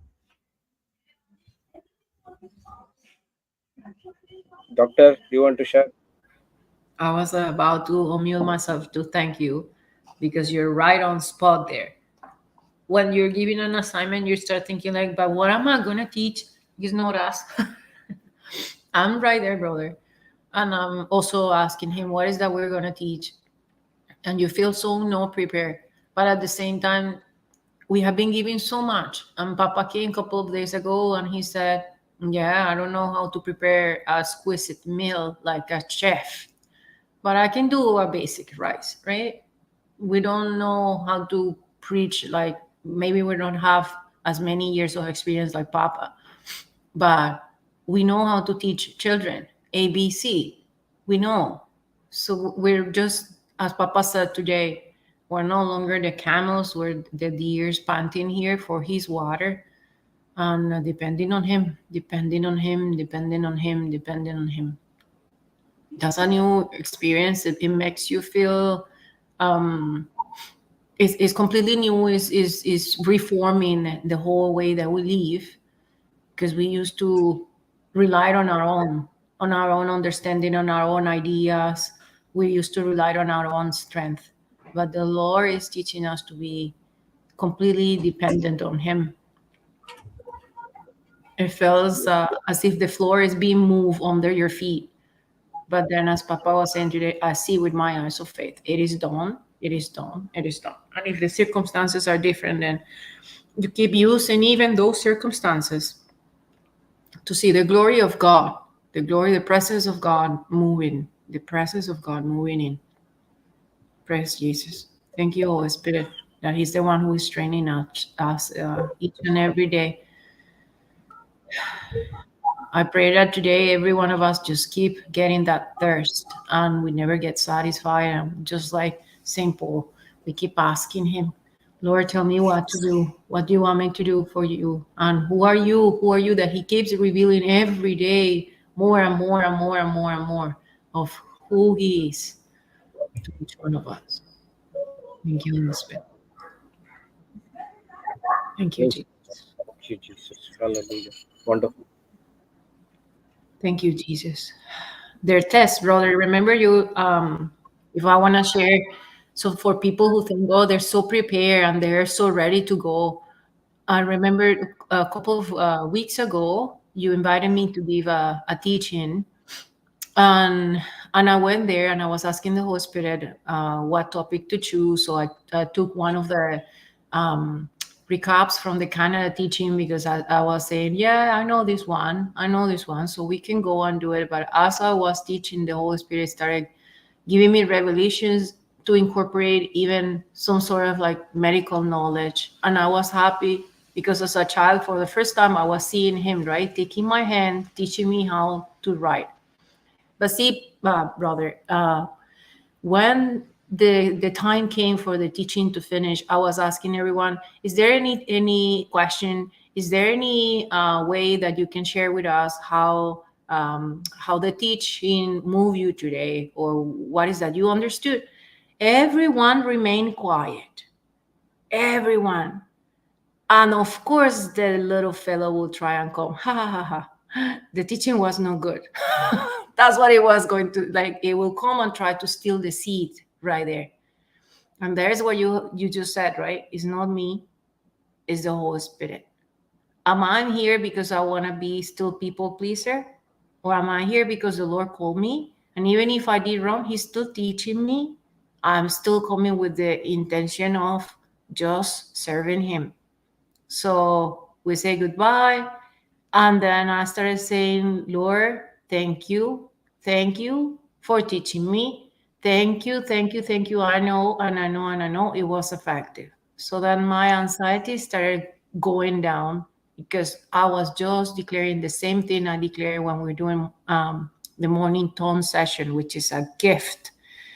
We truly advise everyone who is hearing the teaching today, if you have not had activated the gift of tongues, that is an inheritance for each and every one of us, just send a text to anyone in the helpline, and we were more than happy, willing to accompany you, to help you and see that it is already inside of you. And in that morning prayer, every morning we say that we are now pleasing the Lord and not to men. that we are now pleasing the Lord and not to men. That we're no longer looking for the admiration, or we're not looking for the approval of people, but we are, everything that we're doing it rendering service with goodwill to the Lord and not to men. That's Ephesians chapter 6, verse 7. And Amen. that was one of my biggest issues in the past. As a doctor, you're always trained to have the worldly knowledge, so people will say, you're such a good doctor, you know so much. And you're always looking for that, pampering of people. But inside of you, you feel so broken, so doubtless, because you're pleasing people, you're not pleasing the Lord. The Word of God also says, "Cursed is the one who is trusting in the flesh, trusting men, and not trusting the Lord. But blessed the one who is trusting the Lord." So yes, even when we're teaching, we'll see that, of course, when we're teaching and preaching, the devil will come to try and block us. The devil will come and try to steal the seeds. And when we finish the class, he will come and try to plant doubts in our heart. Oh, you didn't do good, you didn't do good.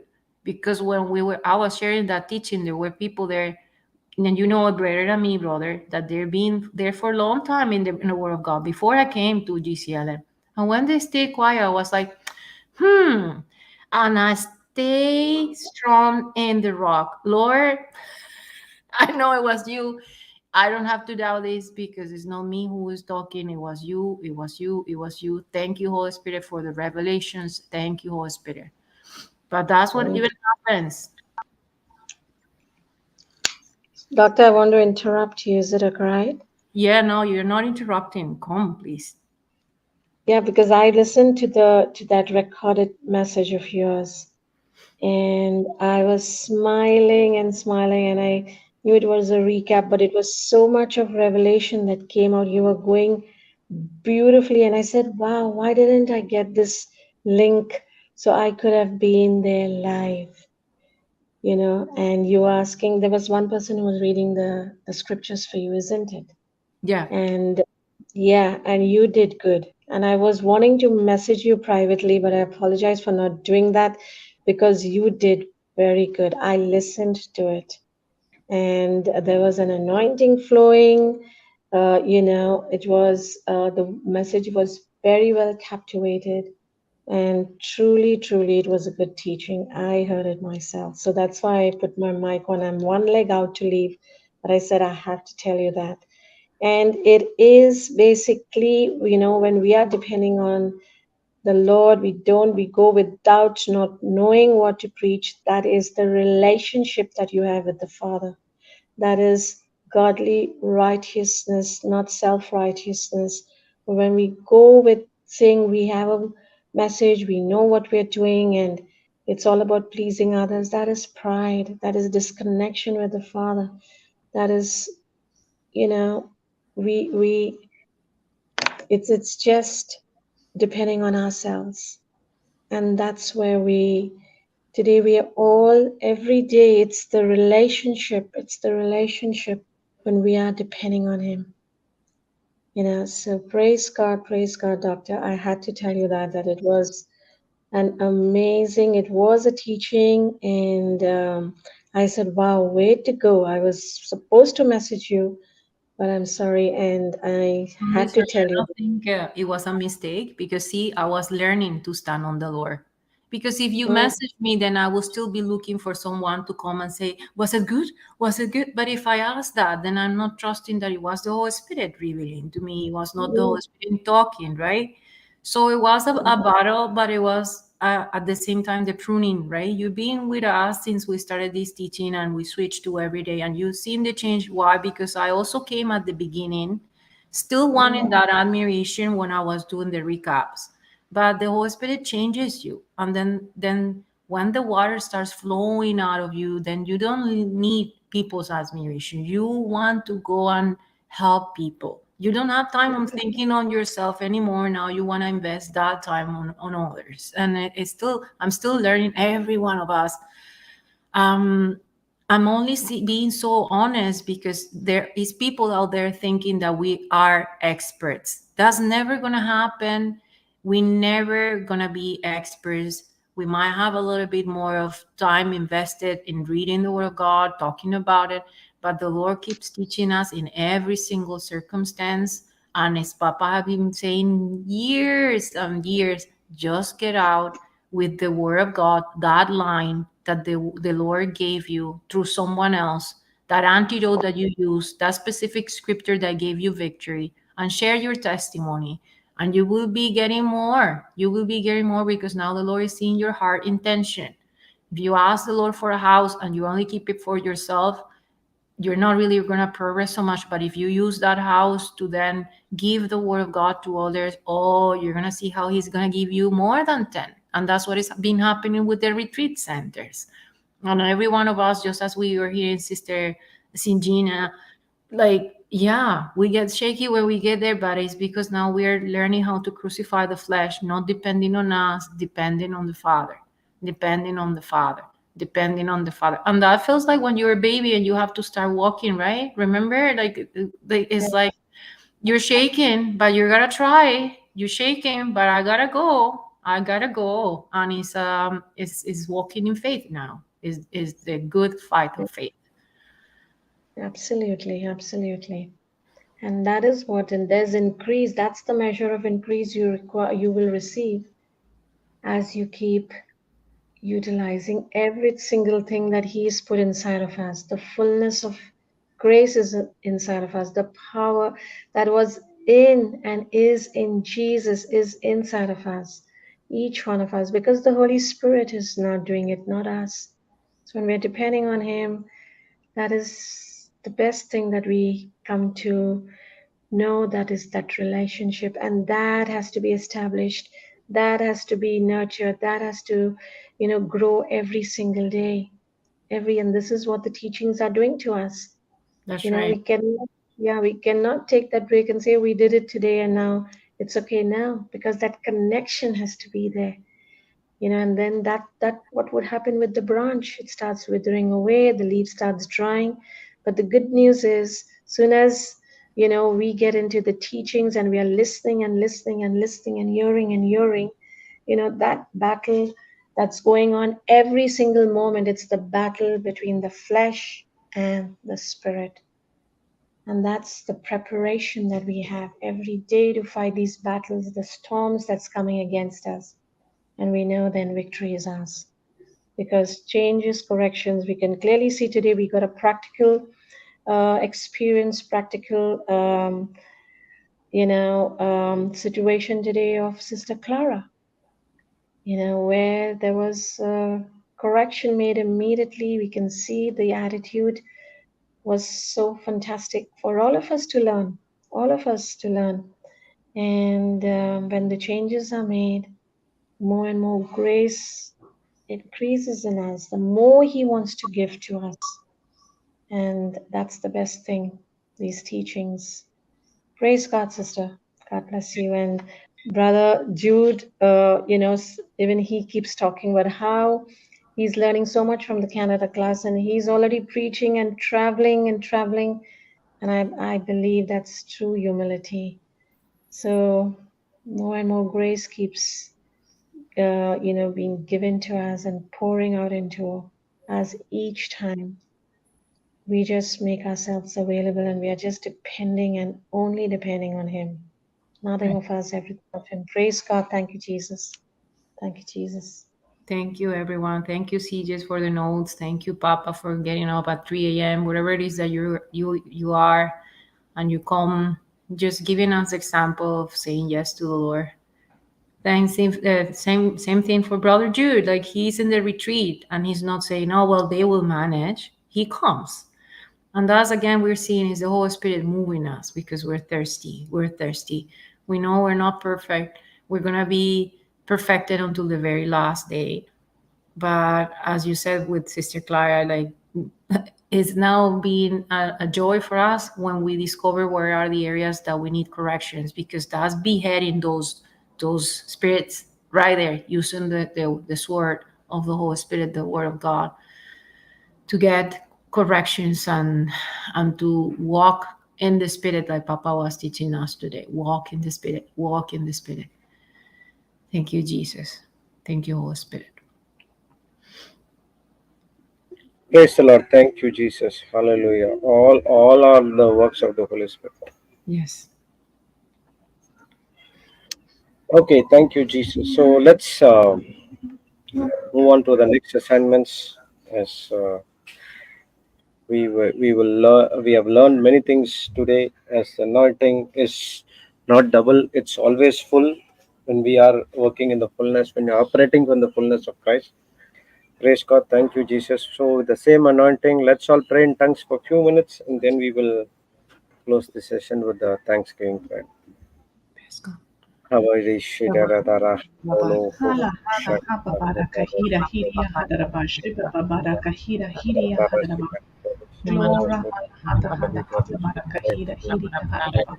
Shida da dara maraka shika da daraka hira hiria hadaraba. Glora hala hada haba haba bara hira hiria hadaraba shiba baraka hira hiria hadaraba. Glora hala hada hada hada haba bara hira hiria hadaraba. Shida da dara maraka shika da daraka hira hiria hadaraba. Glora hala hada haba bara hira hiria hadaraba. Shida da daraka hira hiria hadaraba. Hala hada haba haba bara hira hiria hadaraba. Shiba baba kahira hiria hadaraba. Shida da dara maraka hira hiria hadaraba. Hala hada haba haba bara hira hiria hadaraba. Shida da dara maraka shika da dara mara hala haba haba bara hira hiria hadaraba. Shida da dara maraka shika da dara hira hiria hadaraba. Ora haba haba bara hira hiria hadaraba. Shida da dara kahira hiria hadaraba. Ora hala hada haba haba bara kahira hiria hadaraba. Shida da dara mara hala hada haba bara kahira hiria hadaraba. Glora hala hada haba haba haba bara kahira hiria hadaraba. Shida da dara mara kahira hiria hadaraba. Glora hala haba haba bara hira hiria hadaraba. Shida da dara mara kahira hiria hadaraba. Shida da dara mara hiria hadaraba. Hala hada haba haba bara hira hiria hadaraba. Shida da dara mara kashika da dara mara kahira hiria hadaraba.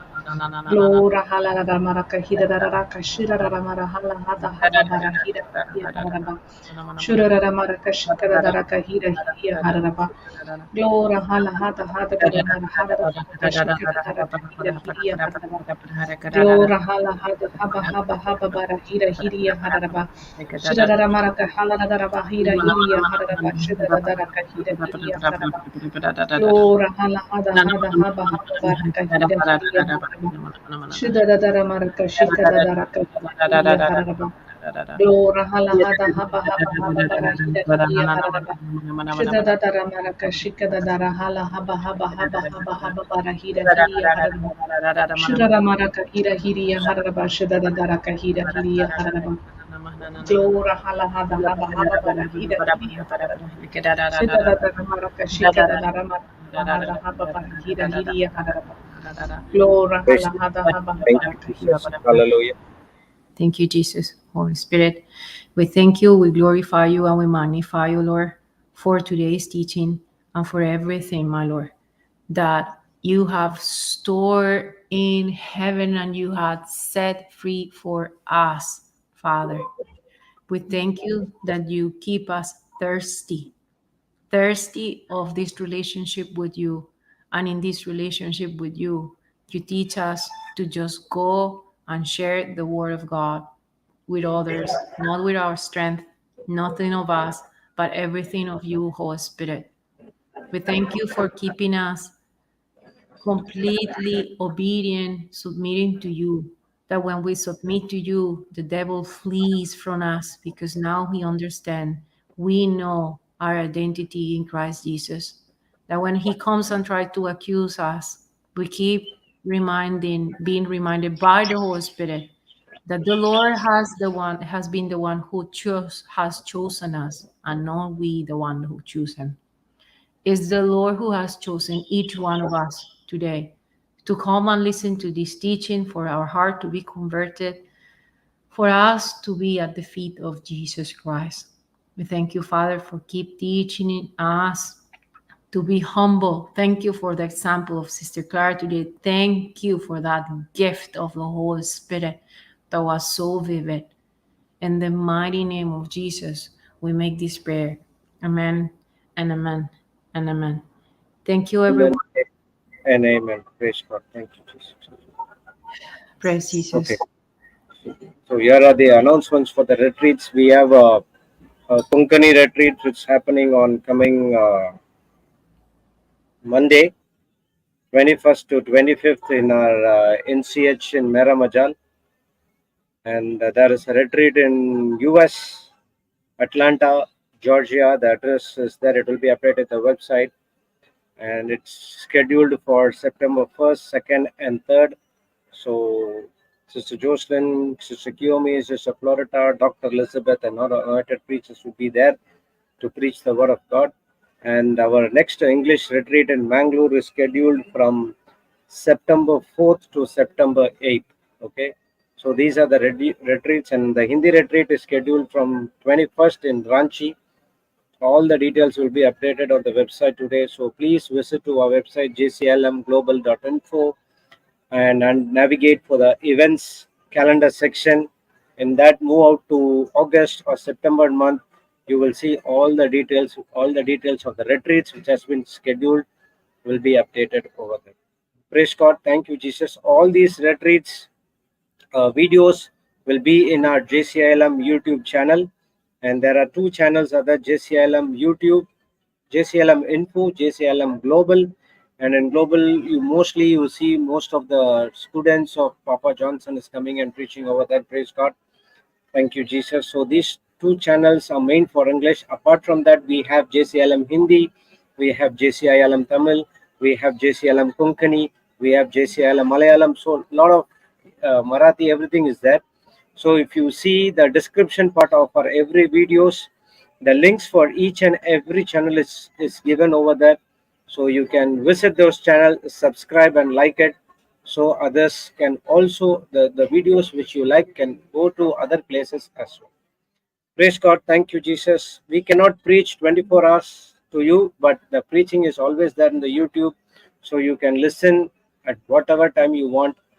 Download it, write it by word, be ready with the full anointing at any time your calling might be in the kingdom of God. Praise God. Thank you, Jesus. Hallelujah. So we will see you back tomorrow morning at 6 a.m.